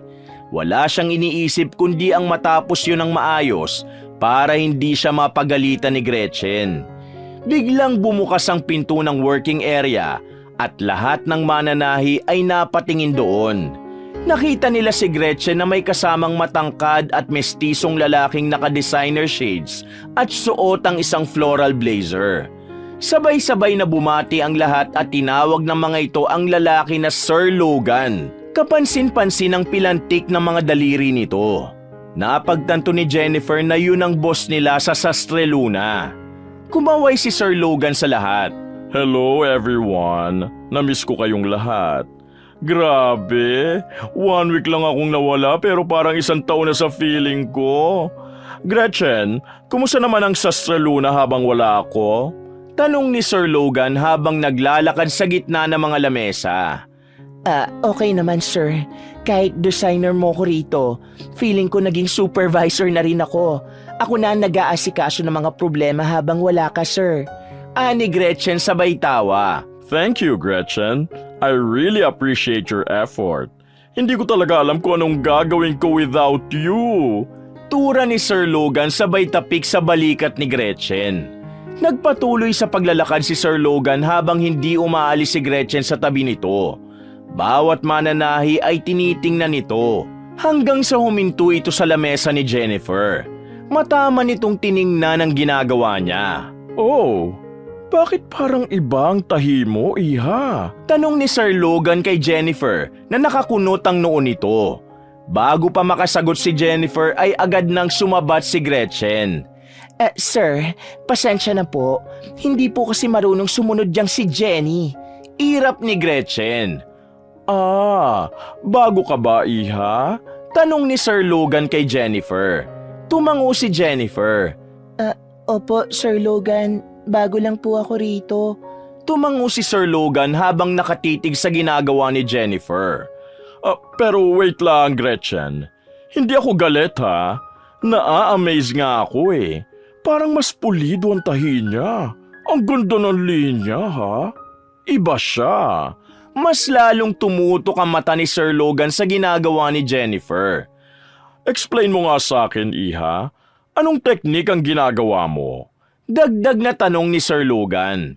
Nagpaliwanag si Jennifer ng maayos. Ipinaliwanag niya ang pagkuha niya ng inspirasyon mula sa isang teknik na natutunan niya noon sa kakilala niyang mahusay na mananahi. OMG! That's genius! I love it! Keep doing that, ha? Gusto ko yung originality mo! Puri ni Sir Logan kay Jennifer habang nakangiti. Salamat po, Sir Logan. Sagot ni Jennifer at hindi na rin niya napigilan ng mapangiti. Nang sulyapan ni Jennifer si Gretchen, ay nakita niyang nakasimangot ito habang nakataas ang isang kilay. Naramdaman niya na hindi nito nagustuhan ang pagpuri na yun ng boss nila sa kanya. Ngunit wala siyang pakialam sa reaksyon na yun ni Gretchen. Ang importante sa kanya ay magawa niya ng maayos ang kanyang trabaho. Pagsapit ng break time, gaya ng nakasanayan ay magkasabay na nagtungo sina Jennifer at Laura sa likod ng gusali ng Sastre Luna. Naupo sila sa upuang nasa ilalim ng isang puno. Inilabas na ni Jennifer ang lunchbox niya at ganun din si Laura. Nang makita niyang pritong galunggong na naman ang ulam ni Laura ay napangiti siya. Wow, pritong galunggong na naman po pala ang ulam nyo. Bulalas ni Jennifer. Ito kasi ang pinakamura eh. Ani Laura. Mura pero masarap naman po. Tura ni Jennifer. Kumuha ka. Medyo marami naman ito at alam kong paborito mo na rin ito. Alok ni Laura sa kanya. Nagpasalamat si Jennifer at agad kumuha ng isang pirasong galunggong. Kinagat niya ang malutong na ulo ng isda at ninamnam yun ng gusto. Wala po kayong dalang toyo at kalamansi? Tanong ni Jennifer. Umiling si Laura at sumagot na may ngiti. Wala pa rin. Nag-iipon pa ako ng pambili ng magandang baunan na hindi natatapon ng sabaw o sausawan. Lumang lalagyan ng ice cream lang kasi ang meron ako. May awang humaplos sa puso ni Jennifer sa narinig. Pero masarap pa rin naman po kahit walang sausawan. Aniya, tahimik na silang kumain. Binigyan din ni Jennifer si Laura ng ulam niyang adobong baboy na may kasamang nilagang itlog. Maya-maya ay napansin ni Jennifer na nakatitig sa kanya si Laura habang nakangiti ito. Ngunit sa kabila ng ngiti nito sa labi, ay nabanaag niya ang lungkot sa mga mata nito. Bakit po, Nanay Laura? May dumi po ba ako sa mukha? Tanong ni Jennifer. Wala naman. Naalala ko lang kasi ang anak ko dahil sa'yo. Kaedad mo lang siguro siya tapos medyo magkapangalan pa kayo kasi Jenny ang pangalan mo. Ang anak ko naman ay Jennifer. Tugon ni Laura. Bahagyang natigilan si Jennifer pero hindi niya pinahalata na apektado siya sa sinabi nito. Nasa na po pala ang anak nyo? Tanong niya. Sa totoo lang, hindi ko na alam. Ipinamigay ko siya nung bata pa lang siya. Hindi ko kasi gustong madamay siya sa hirap ng buhay ko. Ayoko siyang magutom kasi nung panahon na yon sobrang lugmok ako. Napakasama ko nga yatang nanay kasi nagawa kong ipamigay ang sarili kong anak. Ang iniisip ko na lang ay naging maganda ang buhay niya kasi hindi siya lumaki sa akin. Umiling si Laura sabay buntong hininga. Sigurado po ba kayo na hindi rin siya naghirap nung ipinamigay niyo siya? Hindi na napigilan ni Jennifer na itanong ang bagay na yon. Hindi ko alam. Pero sana naging maganda ang buhay niya sa mag-asawa na yun. Yun kasi ang dasal ko araw-araw. Tugon ni Laura. May matinding kirot na naramdaman si Jennifer. Gusto niyang sabihin na hindi naging maganda ang kalagayan niya sa mag-asawa na yun dahil ginawa siyang alipin ng mga yun. Gusto niyang sabihin na noong dalagita pa siya ay naglayas siya dahil hirap na siya doon at ilang buwan siyang nanirahan sa lansangan. Pero pinigilan niya ang sariling sabihin yun kay Laura. Nang sandaling yun kasi ay hindi pa rin siya handang magpakilala sa nanay niya kung sino ba talaga siya. Ipinagpatuloy na lang ng dalawa ang pagkain. Medyo nagmadali na sila sapagkat ilang minuto na lang ay matatapos na ang kanilang break time. Hanggang sa biglang dumating si Gretchen at napansin agad ni Jennifer ang galit sa mukha nito. Walang sabi-sabing tinabig ni Gretchen ang lunchbox ni Jennifer na naging sanhi para matapon sa semento ang pagkain niya. Nanlaki ang mga mata ni Jennifer. Anong problema mo?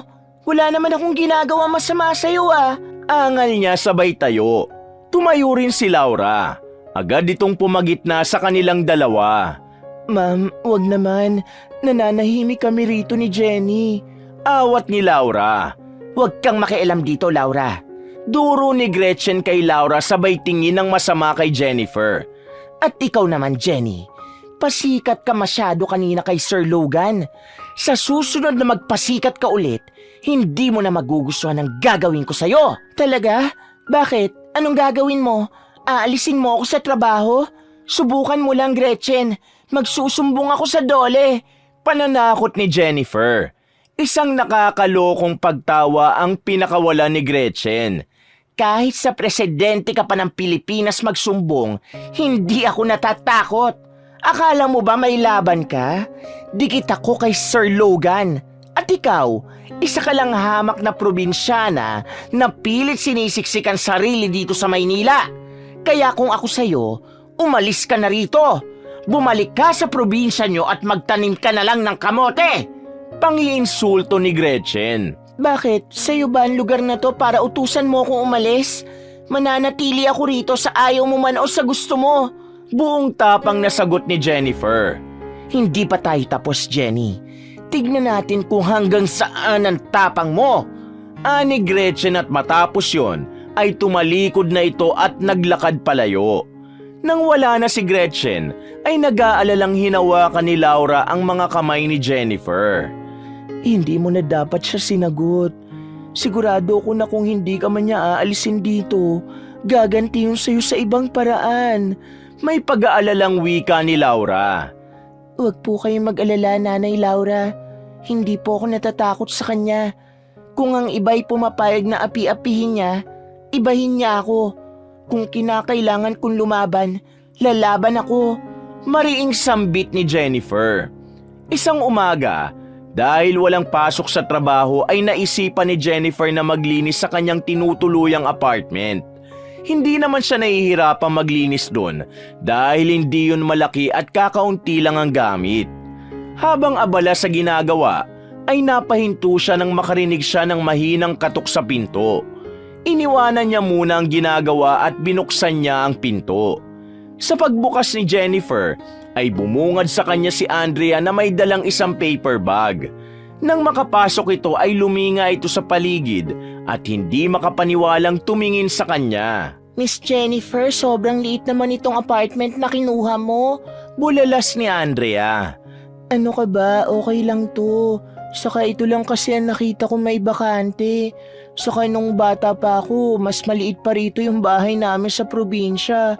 Tugon niya habang itinatabi ang mga gamit niya sa paglilinis. Umupo si Andrea sa gilid ng kama at tiningnan muli ang paligid. Tumabi naman si Jennifer dito. Kailan pala matatapos ang pagpapanggap mo? Kailan mo balak sabihin sa nanay mo ang totoo? Diretsong tanong ni Andrea. Hindi ko pa alam. Wala pa akong lakas ng loob na umamin sa kanya eh. Kasi tinatansya ko pa kung anong mararamdaman niya. Pero ang sigurado ko, wala na akong galit sa kanya. Tugon ni Jennifer sabay ngiti. Talaga? Hindi makapaniwalang tura ni Andrea. Oo, ngayon ko lang talaga naintindihan na hindi siya makasarili. Yung pagpapaampun niya sa akin, isa pala yung malaking sakripisyo para sa kanya. Kasi naramdaman ko habang kausap ko siya na labag sa loob niyang gawin yun. Pero ginawa niya kasi gusto niyang ilayo ako sa hirap. Hindi naman niya kasalanan kung napunta ako sa mag-asawang yun na ginawa lang akong alila. Puno ng pangunawa na tura ni Jennifer. Inabot ni Andrea ang isang kamay ni Jennifer at masuyo yung pinisil. Mabuti naman at na-realize mo na yan. Ang kailangan mo na lang, lakas ng loob para aminin sa kanyang totoo. Pero Miss Jennifer, malapit ng opening ng bagong branch ng Jenny. Anong plano mo? Tanong ni Andrea. Ipagpapaliban ko muna ang pagbubukas nun.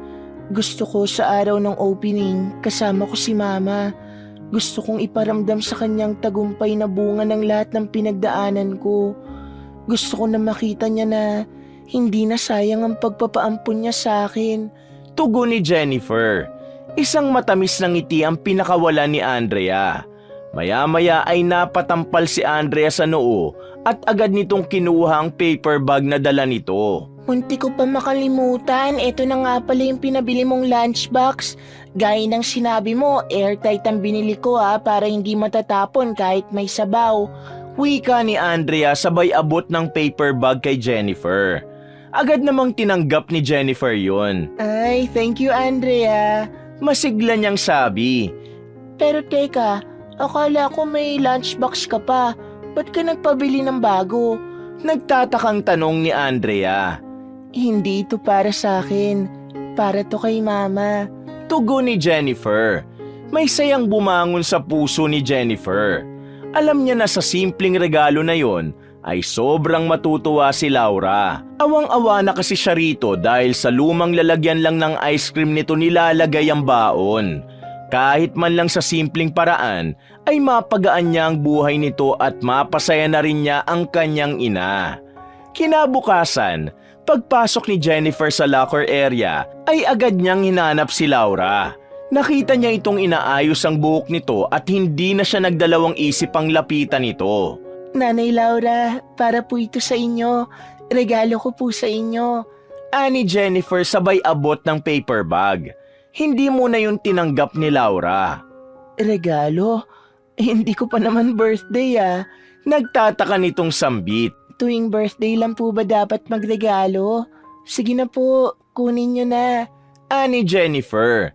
Kinuha ni Laura ang paper bag at binuksan nito yon habang nakakunot ang noo. Nang silipin nito ang loob ay napanganga ito. Inilabas nito ang bagong lunchbox mula roon. Diyos ko, Jenny, bakit naman nag-abala ka pang bilhan ako nito? Para ba talaga sa akin to? Hindi makapaniwalang wika ni Laura. Para po talaga sa inyo yan. Hindi po ba ang sabi niyo sa akin, nag-iipon kayo ng pambili ng bagong baunan? Ngayon, hindi niyo na po kailangan bumili. Yung perang iniipon niyo, gamitin niyo na lang po sa ibang bagay. Tura ni Jennifer. Namamanghang tinignan ni Laura ang lunchbox. Bakas pa rin sa mukha nito ang pagkabigla sa regalo na yon ni Jennifer. Ang ganda naman ito. Saka mukhang mamahalin. Bulalas ni Laura. Binili ko po yan kasi ayoko nang gumagamit kayo ng lalagyan ng ice cream. Tapos, kapag pritong galunggong ang ulam nyo, makakapagdala na rin po kayo ng sausawan na toyo at kalamansi. Nakangiting sambit ni Jennifer. Napangiti si Laura sabay hawak sa dibdib. Ay nako Jenny, ang bait mo talaga. Pero teka, babayaran ko na lang ito sa'yo kahit tulugan. Alam kong mamahalin ito. Nako, wag na po. Isan ka naman po nakakita ng regalo na binabayaran? Ang natatawang sabi ni Jennifer. Sandaling natahimik si Laura. Hinaplos nito ang bagong lunchbox at para bang hindi pa rin ito makapaniwala. Pagkatapos ay tumingin ito kay Jennifer. Ngumiti lang si Jennifer at hindi na nagsalita pa. Sa loob niya ay napakasaya niya dahil naramdaman niya na sa simpleng baunan ay napasaya niya ang kanyang ina. Hindi naging madali kay Jennifer ang mga sumunod na araw. Napansin niyang palaging nakamasid si Gretchen sa kanya na para bang hinihintay nito na magkamali siya sa pagtatahi. Hanggang sa magsimula na itong pagalitan siya sa maliit na pagkakamali lamang. May mga pagkakataon na habang nagtatahi siya ay bigla na lang itong lalapit at sisigawan siya.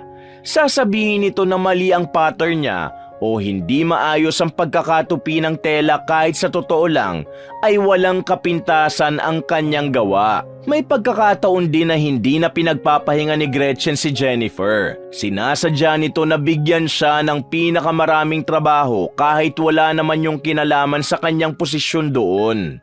Ang iba sa mga kasamahan niya ay palihim na naaawa pero walang may lakas ng loob na magsalita. Ang mga sipsip kay Gretchen sa kabilang banda ay lalo pang nagsasaya sa pagpapahirap na dinaranas ni Jennifer. Ngunit sa kabila ng lahat, nanatiling tahimik at matatag si Jennifer. Pinipilit niyang huwag ipakita na nahihirapan siya dahil alam niyang mas lalo lang yung ikatutuwa ni Gretchen. Isang hapon, ilang minuto na lang ay tapos na ang oras ng pagtatrabaho ni na Jennifer. May ilan na nagkukwentuhan na lamang dahil tapos na ang kanilang gawain. Habang nililinis ni Jennifer ang mesa niya, ay lumapit si Gretchen sa kanya. Sa klase ng tingin nito, ay nakaramdam agad siya ng hindi maganda. Jenny, hindi ka muna makakauwi. May mga ipapatahi pa ako sa'yo. Siguruhin mong matatapos mo ang lahat ng yon. Hindi ka pwedeng umuwi hanggat hindi mo natatapos yon. Utos ni Gretchen at isang nakakalokong ngiti ang sumilay sa labi nito. Matapos yon ay itinuro ni Gretchen ang isang plastik na mga kailangan niyang tahiin at ipinaliwanag nito ang dapat niyang gawin. Napatingin si Jennifer sa malaking tumpok ng mga telang nakalagay sa isang sulok. Alam niyang nais na naman siyang pahirapan ni Gretchen, ngunit hindi niya nais makita nitong apektado siya sa mga pagpapahirap nito. Naniniwala siyang sa oras na makita ni Gretchen baliwala sa kanya mga pinagagawa nito sa kanya, ay mapapagod din ito. Hindi na tumanggi si Jennifer at kahit oras na sana ng uwian, ay tinanggap pa rin niya ang utos ni Gretchen. Maya-maya ay isa-isa nang umalis sa mga kasama ni Jennifer hanggang sa siya na lang ang naiwan sa working area. Sinimulan na agad ni Jennifer ang pagtatahi kahit ang totoo ay nais niya nang umuwi. Masakit na rin kasi ang likod at balikat niya ng sandaling yon. Maya-maya ay bumukas ang pinto at pumasok si Laura. Nagulat ito nang makita nitong naroon pa rin si Jennifer. May pagtataka itong lumapit sa kanya at tiningnan ang ginagawa niya. Kaya pala wala ka pa sa labas, nandito ka pa. Ano ka ba? Tumayo ka na dyan. Bukas mo natapusin yan. Wika ni Laura. Umiling si Jennifer at ngumiti habang hindi humihinto sa pagtatahi. Hindi po pwede, Nanay Laura eh. Sabi po ni Ma'am Gretchen, hindi po ako pwedeng umuwi nang hindi natatapos ito. Tugon niya. Napabuntong hininga si Laura. Ay naku naman talaga si Ma'am Gretchen. Mahina nitong sabi. Tutulungan na kita para matapos mo na agad yan at makauwi ka na rin. Dugtong ni Laura. Naku, wag na po. Kaya ko po ito. Alam kong pagod na rin po kayo at gusto ko pong makauwi na kayo para makapagpahinga. Tanggi ni Jennifer. Hindi ako makakapayag na mag-isa kang mapagod dito habang yung ibang dapat na responsable sa trabahong ito ay nagpapahinga na. Tutulungan na kita, Jenny. Huwag ka nang tumanggi. Giit ni Laura. Saglit na natahimik si Jennifer bago siya tumango. Hindi niya naiwasan ng mapangiti dahil dama niya ang pagmamalasakit ni Laura sa kanya. Nagpasalamat siya rito at hindi nagtagal ay dalawa na nga silang nagtatahi roon. Sa kabila ng pagod ay napakasaya ng puso ni Jennifer. Hindi pa rin kasi nagbabago ang nanay niya. Palagi pa rin bukas ang puso nito sa pagtulong.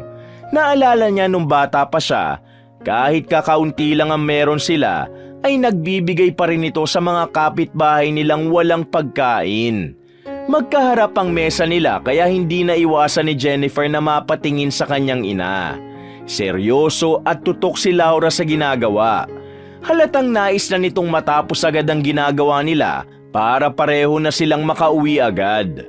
Habang abala sa pagtatahi ay biglang nagsalita si Laura. Alam mo ba, Jenny, yung anak kong si Jennifer, mahiling mag-drawing ng mga damit. Gusto niyang maging designer katulad ni Gretchen. Talaga po, ang galing naman po pala niya. Ani Jennifer. Tumango si Laura at bahagyang natawa. Wala kasi akong pambili ng manika niya noon kaya gumagawa siya ng paper doll. Tapos dinadamitan niya ng mga design niya. Magdodrawing siya sa papel tapos ginugupit niya. Masaya na si Jennifer sa ganun. Sana natupad na niya ang pangarap niya na maging fashion designer. Nakangiting pagkukwento ni Laura. Sa tingin ko po, natupad na po ng anak niyo ang pangarap niya. Siguro po isa na siyang fashion designer ngayon. Masiglang wika ni Jennifer. Sana nga, kasi isa yun sa dahilan kung bakit ko siya pinaampo noon. Kasi kung mananatili siya sa akin, hindi siya makakapag-aral ng maayos. Tura naman ni Laura. Nako, ibahin na nga natin ang pinag-uusapan natin at ayokong umiyak ngayon. Natatawang dugtong ni Laura. Nagpalit sila ng paksa at agad na napunta ang usapan nila kay Gretchen. Napansin ko na palagi kang pinapahirapan ni Ma'am Gretchen ah.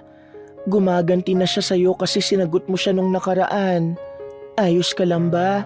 Sambit ni Laura habang naglalagay ng sinulid sa makina. Okay lang po ako. Kahit pahirapan niya ako, hindi po ako susuko. Mahal ko po ang ginagawa ko rito. Mahal ko ang trabaho ko. Sagot ni Jennifer. Alam mo, Jenny, minsan yung mga taong pinapahirapan, sila pa yung mas malayo ang nararating kasi nasusubok ang tibay nila. Ikaw alam kong matibay ka. Kung ano man yung pinagdadaanan mo, kayanin mo lang ha. Sumulyap si Laura kay Jennifer at matamis na ngumiti. Nagpatuloy ang kwentuhan ni na Jennifer at Laura hanggang sa hindi nila namalayang nasa huling piraso na sila ng tela na kailangan nilang tahiin. Nang matapos na sila, ay agad na nilang pinatay ang sewing machine at inayos ang kanilang mga natahi. Maya-maya ay magkasabay na silang lumabas at naghintay ng masasakyan ng jeep sa tabi ng kalsada. Madilim na ng oras na yon. Ramdam na ni Jennifer ang pagod, pero nagpapasalamat siya dahil hindi siya pinabayaan ng kanyang ina. Kahit alam niyang hindi nito alam na siya ang anak nito, ay nararamdaman pa rin niya ang pagmamahal at pagmamalasakit nito bilang isang nanay sa anak nito. Isa sa mga nakasanayan na gawin ni Jennifer kapag oras ng pahinga niya sa trabaho ay ang pagguhit sa kanyang notebook ng mga naiisip niyang design ng mga damit. Madalas siyang mag-isa sa locker area at doon siya gumagawa ng design kahit ballpen ang gamit niya sa pagguhit. Sa totoo lang kasi ay hindi niya na kailangan ng lapis at pambura dahil ilang taon niya na yung ginagawa. Para kay Jennifer ay kailangan niyang gawin yon upang hindi mapahinga ang kanyang talento. Pakiramdam niya kasi kapag tumigil siya ng matagal sa pagdidisenyo ay kakalawangin ang kakayahan niyang yun. Isang hapon, habang nasa locker area si Jennifer at gumagawa ng isang design ng gown, ay bumukas ang pinto at pumasok si Laura. Kanina pa kita hinahanap, nandito ka lang pala. Ani Laura sabay upo sa tabi niya. Huli na para itago ni Jennifer ang ginagawa dahil nakita na yun ni Laura. Labis itong namangha nang makitang isang disenyo ng gown na iginuhit niya sa notebook. Ang ganda naman yan, Jenny. Hindi ko alam na may talento ka rin pala sa pagdidisenyo ng mga damit. Diyos ko, parang gawa yan ng isang tunay na fashion designer. May paghangang bulalas ni Laura. Trip-trip ko lang po ito habang pahinga. Ani Jennifer. Hindi yan basta trip lang. May talent ka. Kung ako ang tatanungin mo, mas magaling ka pa sa iba riyan na may diploma sa fashion. Pwedeng-pwede ka maging isang fashion designer. Tura ni Laura na halata ang labis na tuwa sa mukha.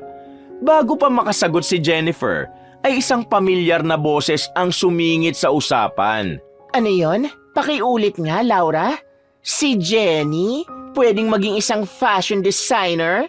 Tanong ni Gretchen habang naglalakad palapit. Huminto si Gretchen sa tapat ni Jennifer at tumaas ang isa nitong kilay nang makitang nakadrawing sa notebook na nakapatong sa hita ni Jennifer. Ito kasing si Jenny, Ma'am Gretchen. May talent pala siya sa pagdedesign ng mga damit. Nakangiting wika ni Laura. Biglang kinuha ni Gretchen ang notebook mula sa kandungan ni Jennifer. Ibalik mo sa akin yan. Protesta ni Jennifer. Pero parang hindi yun narinig ni Gretchen. Binuklak nito ang lahat ng pahina ng notebook ni Jennifer. Sumimangot ito na para bang nakakita ito ng nakakadiring bagay. Ito ba yung sinasabi mo, Laura? Na magiging fashion designer? My God! Ang papangit na mga design na ginawa mo, Jenny!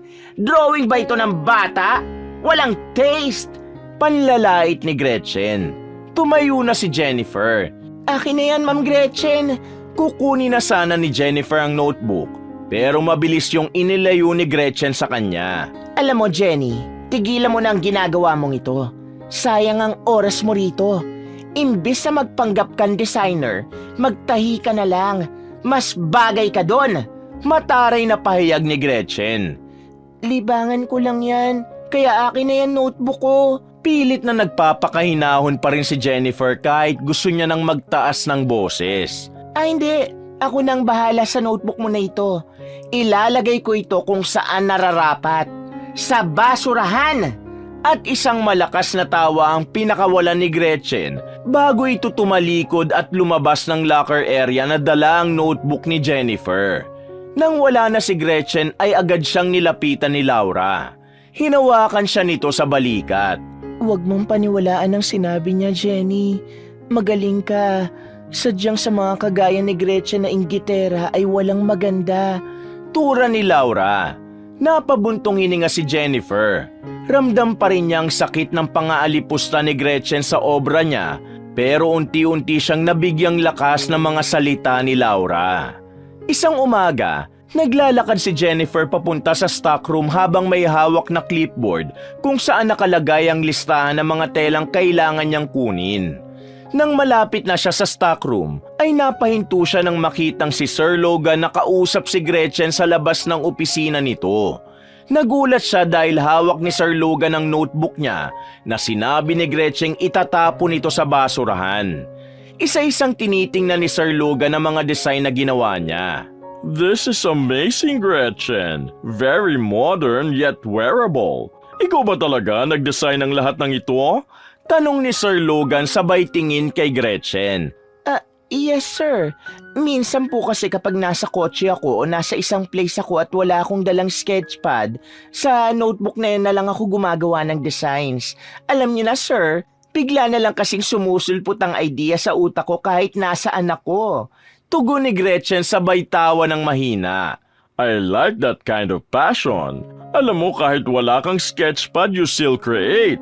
That's what a real designer does. Puri ni Sir Logan kay Gretchen. Nanlumo si Jennifer habang palihim na nakatingin at nakikinig sa usapan ng dalawa. Hindi siya makapaniwalang nagawang angkinin ni Gretchen ang mga design na siya ang gumawa.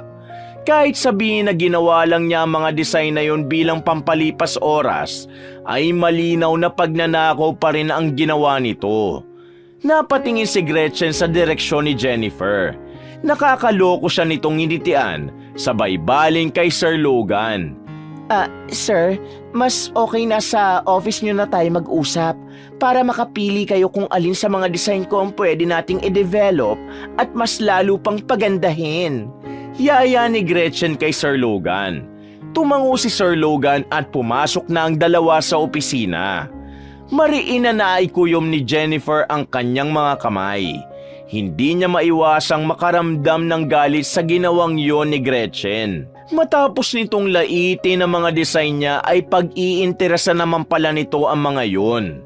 Pagsapit ng tanghali, gaya ng nakasanayan ay magkasamang kumakain sina Jennifer at Laura sa labas ng Sastre Luna. Tahimik lang si Jennifer at hindi niya maiwasang hindi mapasimangot dahil masama pa rin ang loob niya sa ginawang pag-angkin ni Gretchen sa mga designs niya. Oh, bakit hindi maipinta ang mukha mo?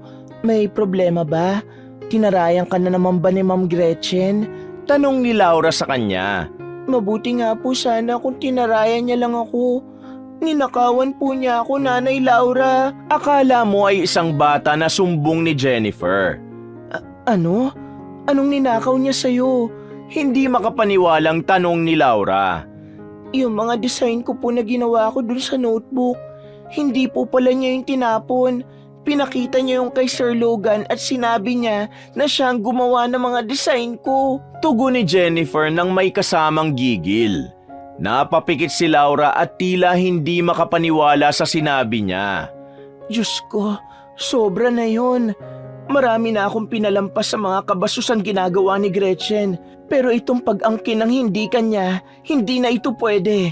Kailangan nating sabihin kay Sir Logan ang totoo. Kailangan niyang malaman na ikaw may gawa ng mga design na yun at hindi si Gretchen. Matapang natura ni Laura. Kinabahan si Jennifer sa sinabi ng kanyang ina. Galit siya kay Gretchen pero ayaw niya ng gulo at eskandalo. Hindi na po kailangan. May karma rin ng mga taong gaya ni Gretchen. Ayoko po ng gulo. Tanggi ni Jennifer. Ano ka ba? Si Gretchen ang nagsimula ng gulong ito. May talento naman siya sa pagde-design pero bakit kailangan pa niya magnakaw? Mariing tugon ni Laura. Pero hindi po ba ang sabi mo rin dati, dikit si Gretchen kay Sir Logan? Paano kung baliktarin lang niya tayo? Paano kung sabihin niyang gumagawa lang ako ng kwento para siraan siya kasi inggit ako sa kanya? Nanay Laura, wag na po. Please. Kulang na lang ay lumuhod si Jennifer sa harapan ni Laura. Tumahimik sandali si Laura sabay buntong hininga. Sa bagay, may punto ka. Kayang-kayang gawin yun ni Gretchen. Baka tayo pa ang mapahama kapag nagsumbong tayo kay Sir Logan. Ikaw ang bahala. Kung ayaw mo nang sabihin kay Sir ang totoo, irerespeto ko ang desisyon mo. Tura ni Laura. Kahit paano'y nakahinga na ng maluwag si Jennifer. Wala naman siyang balak pang habulin ang mga design na ginawa niya. Alam niyang mas paniniwalaan ni Sir Logan si Gretchen kesa sa kanya dahil kilala lang siya nito bilang mananahi at hindi isang fashion designer. Isang umaga, pagpasok ni Jennifer sa Sastre Luna ay napakunot ang noon niya nang makita ang mga nagtatrabaho ro na pinagkakaguluhan ng isang babaeng may edad na. May mga nagpapapicture sa babae. Inisip niya na baka isa itong artista. Sa kabila ng edad ng babae ay makinis pa rin ang balat nito. Mestiza ito. May suot itong pearl necklace at may bitbit na isang designer handbag. Nakasuot ang ginang ng isang silk na blusa na may mamahaling burda at pares ng designer trousers na halatang custom made. Nang makita ni Jennifer si Laurang nasa isang sulok ay nilapitan niya ito. Tinanong niya rito kung sino ang babaeng yon at bakit pinagkakaguluhan ito. Siya si Madam Elizabeth Valencia, asawa ng isang kilalang politiko. Sagot ni Laura kay Jennifer. Napakayaman yan. Alam mo ba na may koleksyon siya ng gown na puro mamahalin? Parang magpapagawa yata siya ng gown dito sa Sastre Luna kaya siya nandito eh. Pagpapatuloy pa ni Laura. Napatingin ulit si Jennifer kay Madam Elizabeth. Magiliw nitong pinagbibigyan ng mga empleyado ng Sastre Luna na nagpapapicture kasama ito. Matamis at hindi peke ang ngiti nito na tila sanay ito sa ganong atensyon mula sa mga tao. Maya-maya ay dumating na si Sir Logan kasama si Gretchen. Lumapit ang dalawa kay Madam Elizabeth at nakipagbeso dito si Sir Logan. Matapos yon ay pumasok na ang tatlo sa opisina ni Sir Logan at doon na nagsimulang bumalik ang mga empleyado sa kani-kanilang trabaho at pwesto. Habang abala si Jennifer sa pagtatahi, ay nakita niya sa gilid ng mata niya ang pagpasok ni Gretchen sa working area. Dire-diretso itong naglakad papunta sa mesa niya. Napahinto siya sa kanyang ginagawa at tinignan niya ito. Tumigil ka muna sa ginagawa mo. Ipagtimpla mo kami ng kape. 3 black coffee. Siguro naman alam mong walang asukal kapag black coffee, di ba? Dalhin mo sa office ni Sir Logan. Bilisan mo! Mataray na utos ni Gretchen sabay talikod at alis. Hindi na nagsayang pa ng oras si Jennifer at agad siyang nagtungo sa pantry. Pagdating niya roon ay kumuha siya ng 3 tasa at nagtimpla siya ng 3 black coffee. Matapos yon ay inilagay niya yon sa platito at nilagay naman niya yon sa tray. Lumabas na si Jennifer ng pantry at maingat na naglakad habang dala ang tray papunta sa opisina ni Sir Logan. Nang makarating si Jennifer sa tapat ng opisina ni Sir Logan, ay mahina siyang kumatok bago niya binuksan ang pinto. Tahimik siyang pumasok at magalang nang umiti kay Sir Logan. Naroon din si Madam Elizabeth at si Gretchen na nakasimangot sa kanya. Isa-isang inilapag ni Jennifer ang mga tasa ng kape sa harap ng tatlo. Thank you. Sabi ni Sir Logan ng mahinahon habang kinukuha ang tasa. Paalis na sana si Jennifer na magsalita muli si Sir Logan at anito ay doon na lang muna siya para kung sakaling meron pang kailangan ng mga ito ay hindi na siya kailangan tawagin pa sa working area. Tumango si Jennifer at tumayo siya sa isang sulok ng opisina. Sa pagkakataon na yon ay nagsimula ng mag-usap ang tatlo. I'm planning na magpagawa ng gown dito sa Sastre Luna, Logan. Para sa aming 25th wedding anniversary ng aking asawa. Renewal of vows. Kaya lang next month na yon, medyo nauubusan na ako ng oras. Panimula ni Madam Elizabeth. Kinuha nito ang tasa at humigop ng kape. Naiintindihan po namin, Madam Elizabeth. We can show you some of our existing designs. Or if you'd like, pwede tayong magpunta sa showroom namin. Tugon ni Sir Logan. I don't want something off the rack or from a catalog. Gusto ko ay couture. Iba dapat. Personal. Ang gusto ko ay ako lang dapat ang may ganong wedding gown. You know me, Logan. Paliwanag ni Madam Elizabeth. Of course, madam. Naintindihan ko po. In that case, I would like you to meet Gretchen Santos, our top designer. She's known for her unique pieces of craftsmanship. Kung ano man po ang gusto ninyo, she can make it happen. Ani Sir Logan na may kasamang pagmamalaki. Bahagyang tumango si Gretchen kay Madam Elizabeth at matamis ng umiti. Tumingin ng diretso si Madam Elizabeth kay Gretchen. Can you show me at least 3 to 5 design options within 1 week? I want to decide right away. Ani Madam Elizabeth. Kayang-kaya po namin, Madam. I'll make sure each one is exceptional. Puno ng kumpiyansang tugon ni Gretchen. Gusto ko ng gown na elegant pero hindi mabigat sa katawan, ha? Yung tipong timeless ang itsura. I want something with lace. Ayoko rin ng sobrang dikit sa katawan. Gusto ko may flow. Off-white or ivory ang kulay at kung pwede may kaunting detalye ng gold thread embroidery sa laylayan at manggas. At hindi ko gusto ng masyadong mababang neckline. I want it to be classy, not sexy. Mahabang paliwanag ni Madam Elizabeth sa wedding gown na gusto nito. Tumangu-tangu si Gretchen. Noted po, Madam Elizabeth. I'll make sure to reflect all of that sa mga design na gagawin ko. Nakangiting tugon ni Gretchen. Hindi na iwasan ni Jennifer na mapako ang tingin sa sahig habang iniisa-isa sa isip ang mga binanggit ni Madam Elizabeth. Otomatikong gumuhit siya sa isip niya ng isang disenyo. Nasa imahinasyon niya ang isang A-line gown na may sheer lace sleeves at embroidered gold vines sa hem ng laylayan. Habang ang neckline nun ay boat neckline na hindi sexy pero hindi rin naman sobrang konserbatibo. Habang patuloy ang pag-uusap ng tatlo ay tahimik lang si Jennifer sa sulok. Kung siyang papagawain ng design ng wedding gown ni Madam Elizabeth, ay malakas ang kutob niya na magugustuhan agad nito ang disenyo na kanyang naiisip. Simula noon ay hindi na naalis sa utak ni Jennifer ang design na naisip niya para sa wedding gown na gusto ni Madam Elizabeth. Kaya isang gabi, habang nasa apartment ay kumuha siya ng bond paper at nagsimula siyang i-drawing doon ang design na nasa isip niya. Detalyado ang bawat linya niya. Iginuhit niya ang lace, ang boat neckline, ang malambot na laylayan ng tela, at ang gintong burdang tila alon sa laylayan ng gown. Hindi niya yun minadali. Tuwing gabi sa kanyang apartment, kapag tahimik na ang paligid at tapos na siya sa mga gawaing bahay, ay inuunti-unti niya yung tapusin. Kahit sa trabaho kapag meron siyang free time ay ginagawa niya pa rin yun. Isang tanghali, habang break time ay nasa ilalim ng puno sina Jennifer at Laura. Habang kumakain si Laura ay abala naman si Jennifer sa pagguhit ng design ng wedding gown ni Madam Elizabeth. Hanggang sa hindi na nakatiis si Laura nakausapin si Jennifer. Jenny, bakit hindi ka pa kumakain? Mamaya mo na gawin yan. Tumayo si Laura at lumapit sa kanya.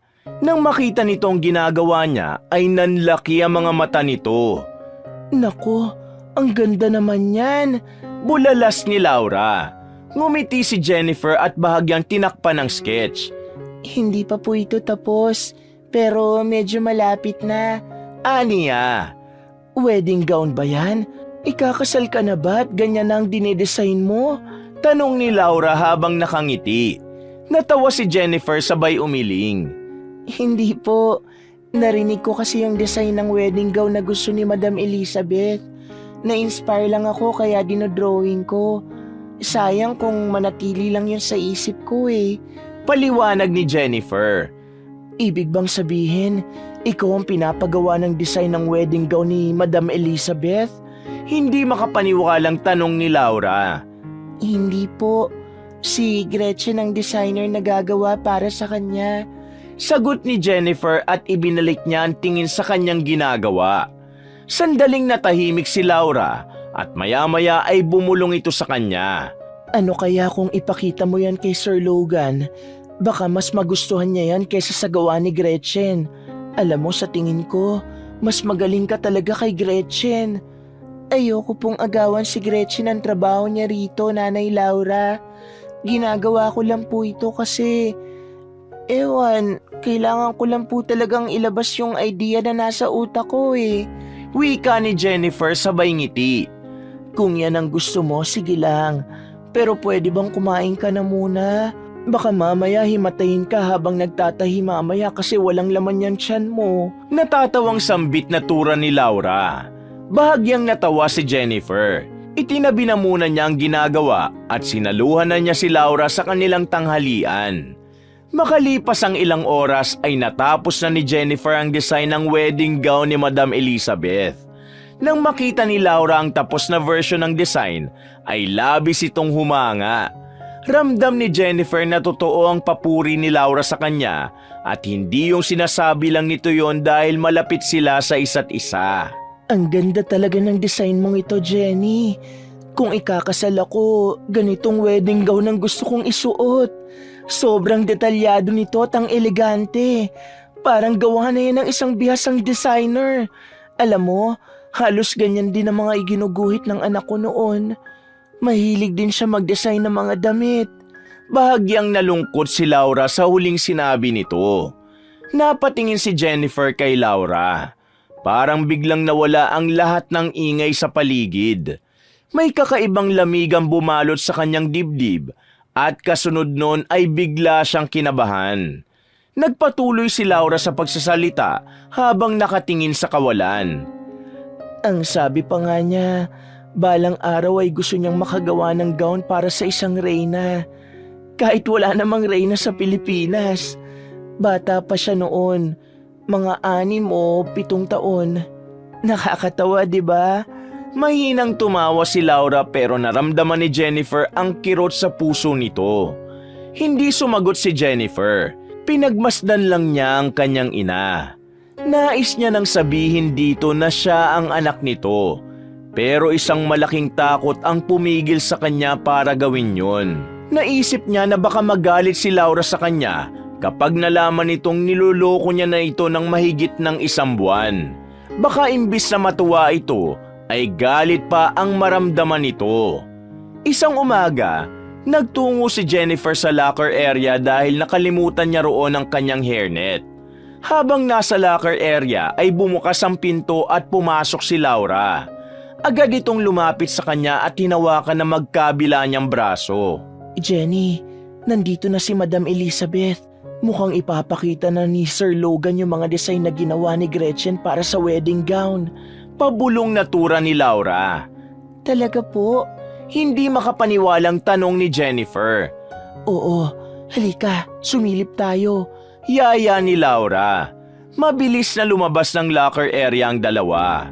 Nagtungo sila sa waiting area at nakita nilang nakaupo roon sina Sir Logan, Gretchen at Madam Elizabeth. May ilang empleyado rin ang naroon at naghihintay kung anong design ang mapipili ng kanilang mayamang kliyente. Hawak ni Madam Elizabeth ang ilang papel na mga disenyo ng gown na ginawa ni Gretchen. Paulit-ulit na sinusuri nito ang bawat isa. Si Gretchen naman ay nakangiti at ramdam ni Jennifer ang kumpiyansa nito sa sarili. Isa-isang inilatag ni Madam Elizabeth ang 4 na disenyo sa coffee table.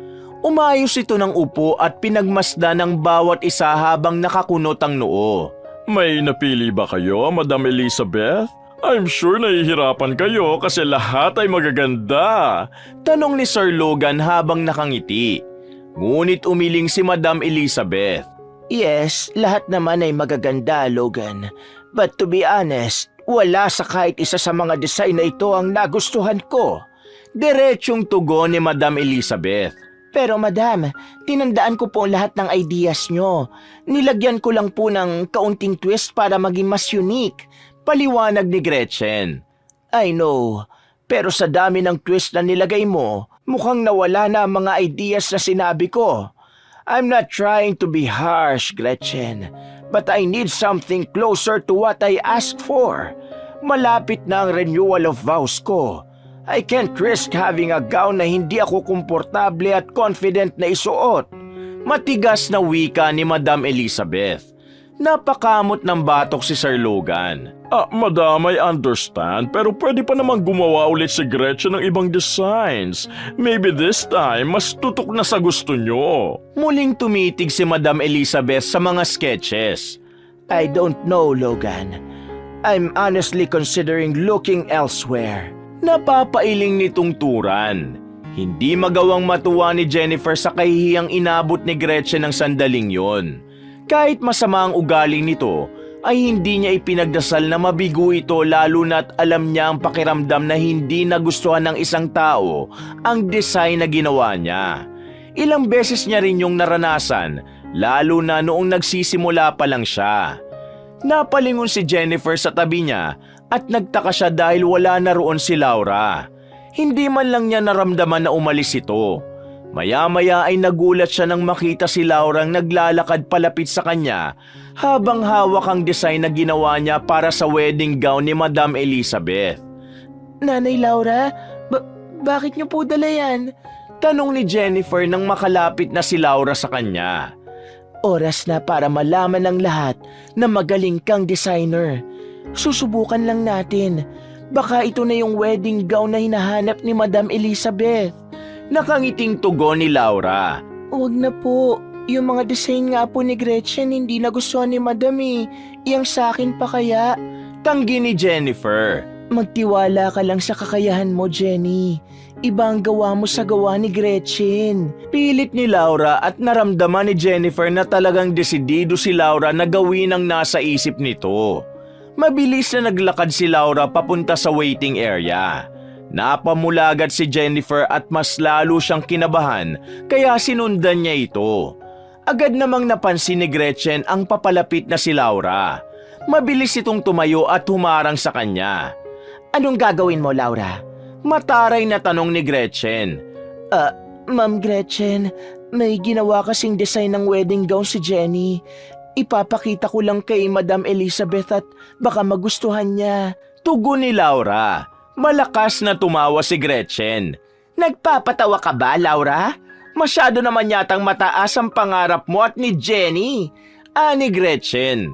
Nang makalapit na si Jennifer kay Laura ay biglang hinablot ni Gretchen ang papel na hawak ni Laura at tinignan yon. Ilang empleyadong lumapit upang tingnan ang design na ginawa ni Jennifer. Seriously? Ito na yung gusto niyong ipakita kay Madam Elizabeth? Parang gawa ng estudyante sa elementary. Ang pangit nito. At malakas na tumawa si Gretchen. Maging ang mga empleyadong nakakita sa design ni Jennifer ay nakitawa na rin. Aagawin na sana ni Jennifer ang papel mula kay Gretchen. Pero bigla nito yung pinagpupunit sabay tapo noon sa sahig. Ganyan ang ginagawa sa mga basura, Jennifer. Ginawan lang kita ng favor para hindi ka mapahiya sa sasabihin ni Madam Elizabeth kapag nakita niyang ginawa mong design. Mataray na pahayag ni Gretchen. Nakataas ang isa nitong kilay habang nakatingin kay Jennifer. Biglang tumayo si Madam Elizabeth at naglakad palapit sa kanila. Yumuko dito at pinulot isa-isa mga punit na piraso ng papel sa sahig. Matapos yun ay tumayo ito at muling umupo. Inilatag nito sa lamesa ang mga piraso ng mga papel at pinagdugtong-dugtong ulit yon. Nakita ng lahat ang pagkamangha sa mukha ni Madam Elizabeth matapos nitong mabuo ang mga papel. Tumingin ito kay Sir Logan habang nakangiti. Ganitong wedding gown ang gusto ko. Nakuha niya ang mga ideas na sinabi ko. Namamanghang bulalas ng ginang. Madam Elizabeth, sigurado po ba kayo na yan ang gusto niyong design? Hindi makapaniwalang tanong ni Sir Logan. I am 100% sure, Logan. Ito ang gown na gusto kong isuot sa renewal of vows namin ng husband ko. Tumatangong tugon ni Madam Elizabeth.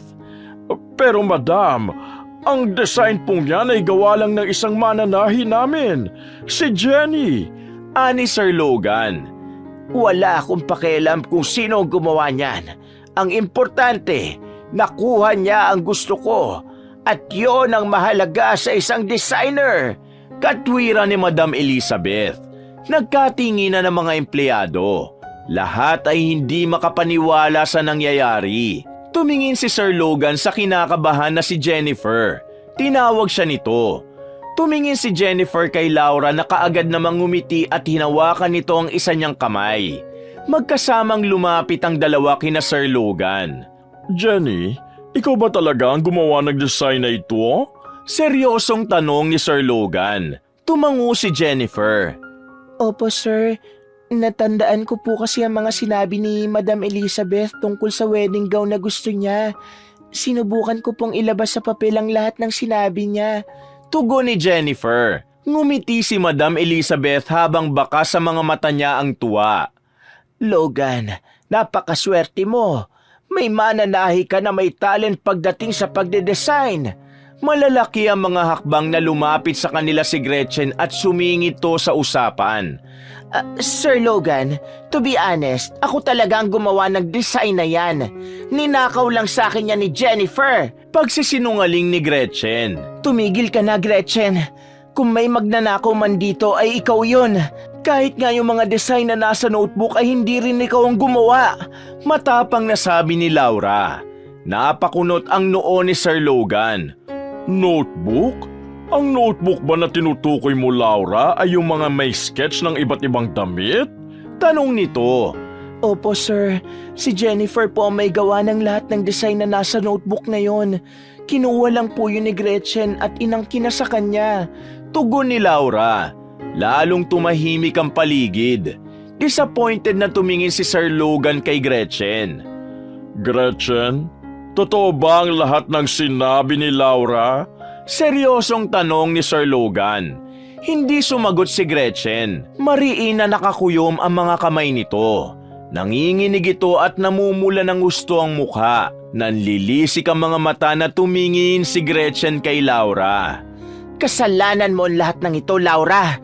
Masyado ka maraming sinasabi. Galit na sigaw nito at malalaki ang hakbang na lumapit to kay Laura. Akmang sasampalin ni Gretchen si Laura, pero mabilis na kumilos si Jennifer. Hinawakan niya ang kamay ni Gretchen at mariin yung pinisil. Walang takot at diretso niyang tinignan sa mata si Gretchen upang iparamdam dito na hindi siya natatakot dito. Simula ngayon, hindi na ako papayag na saktan mo ang nanay ko, Gretchen. Puno ng otoridad na bulalas ni Jennifer. Ngumisi si Gretchen. Nanay mo? Wala ka bang nanay kaya sinasabi mong nanay mo ang Laura na yan? Sa bagay nga kayong mag-ina. Pareho kayong probinsyana at basura. Mataray na wika ni Gretchen. Doon na napuno si Jennifer. Binitiwan niya ang kamay ni Gretchen at tumindig ng diretsyo. Oo, Gretchen. Nanay ko talaga si Laura. Dahil ako si Jennifer Delgado. Walang gatol na siwalat ni Jennifer. Mabilis na tumayo si Madam Elizabeth. Nanlalaki ang mga mata nitong tinignan si Jennifer. Jennifer Delgado? You are the Jennifer Delgado, the owner of clothing line na Jenny. Ikaw yung designer na sobrang sikat sa ibang bansa. Pero kung ikaw nga si Jennifer Delgado, bakit ka nagtatrabaho bilang mananahi dito sa Sastre Luna? Hindi makapaniwalang tura ni Madam Elizabeth. Huminga ng malalim si Jennifer bago siya humarap kay Laura. Napansin niyang namumuong luha sa gilid ng mga mata ng kanyang ina. Nagpanggap ako na mananahi dito para mapalapit ako sa aking nanay. Gusto ko siyang makilala ulit. Ginawa ko ito kasi hindi pa ako handang magpakilala na ako ang anak na ipinaampon niya noon. Natatakot ako na baka galit lang ang maramdaman ko sa kanya. Pero hindi. Napakabuti pa rin ang nanay ko hanggang ngayon. At naiintindihan ko na kung bakit niya ako ipinaampon noon. Tura ni Jennifer habang walang patid ang luhang umaago sa magkabila niyang pisngi. Mas lalo pang lumapit si Jennifer kay Laura. Hinawakan niya ang nanginginig nitong kamay. Mama, ako po si Jennifer. Ako po yung anak niyo na pinaampon niyo noon. Patawad kung hindi ko agad sinabi. Patawad kung nagtago ako sa likod ng ibang pangalan at katauhan. Ani Jennifer sa pagitan ng paghikbi. Hindi na rin napigilan ni Laura ang luha nito. Unti-unti nitong hinaplos ang pisngi ni Jennifer. Punong-puno ng pananabik at kasiyahan ang mga mata nito. Jennifer, anak. May aaminin din ako. Ang totoo ay alam ko na anak kita. Noong unang beses na nakita kita sa labas ng apartment ko, alam kong ikaw ang anak ko. Gaya mo ay natakot din ako. Maraming taon man na hindi kita nakita pero hindi pwedeng hindi maramdaman ng isang ina kung sino ang anak niya. Lumuluhang pahayag ni Laura. Hindi na nagsalita si Jennifer at niyakap niya na ang kanyang ina ng sobrang higpit. Kapwa na sila napahagulgol ng sandaling yon. Mula sa gilid ay nakayuko si Gretchen. Namumula ito at lubog na sa labis na kahihiyan. Malakas itong sumigaw at nagmamadaling lumabas ng sastreluna. Samantala, sina Sir Logan at Madam Elizabeth ay umiiyak na rin. Marahil ay kumurot sa puso ng dalawa ang tagpong nakikita ng mga ito. Patawad, anak. Patawad kung iniwan kita noon. Patawarin mo ko kung mas pinili kong magkahiwalay tayo. Umiiyak na bulong ni Laura. Matagal ko na kayong pinatawad, Mama. Magsisimula po ulit tayo at sisiguruhin ko na simula ngayon, hindi na tayo magkakahiwalay. Ipaparanas ko sa inyo ang buhay na nararapat para sa inyo. Masayang tugon ni Jennifer habang umiiyak. Matapos yun ay itinuloy pa rin ni Jennifer ang pagiging designer ng wedding gown ni Madam Elizabeth at saka siya umalis sa sastreluna kasama si Laura at sa bahay niya na sila nanirahan. Samantala, si Gretchen ay tuluyan ng inalis ni Sir Logan sa sastreluna matapos na isiwalat ng iba pang nagtatrabaho ron ang pambubuli at power tripping na ginagawa ni Gretchen. Habang sa bahay ni Jennifer ay nagsimula sila ng kanyang ina ng panibagong yugto ng kanilang buhay. Wala nang bakas ng tampo o galit sa puso ni Jennifer. Sa halip, ang tanging layunin niya ay ang mapasaya ang ina at maiparamdam dito ang kanyang pagmamahal. Labis ang kasiyahan niya nang makita na ng kanyang ina ang pinaghirapan niya ng napakaraming taon at mas lalo siyang natuwa dahil ramdam niya na sobra siya nitong ipinagmamalaki. Sa puntong yon ng buhay ni Jennifer, ay masasabi niyang wala na siyang mahihiling pa. Ang tanging gusto na lang niya ay makasama pa niya ng matagal ang kanyang ina. Dahil nais niyang bumawi dito at ibigay ang buhay na nararapat para rito. Wakas!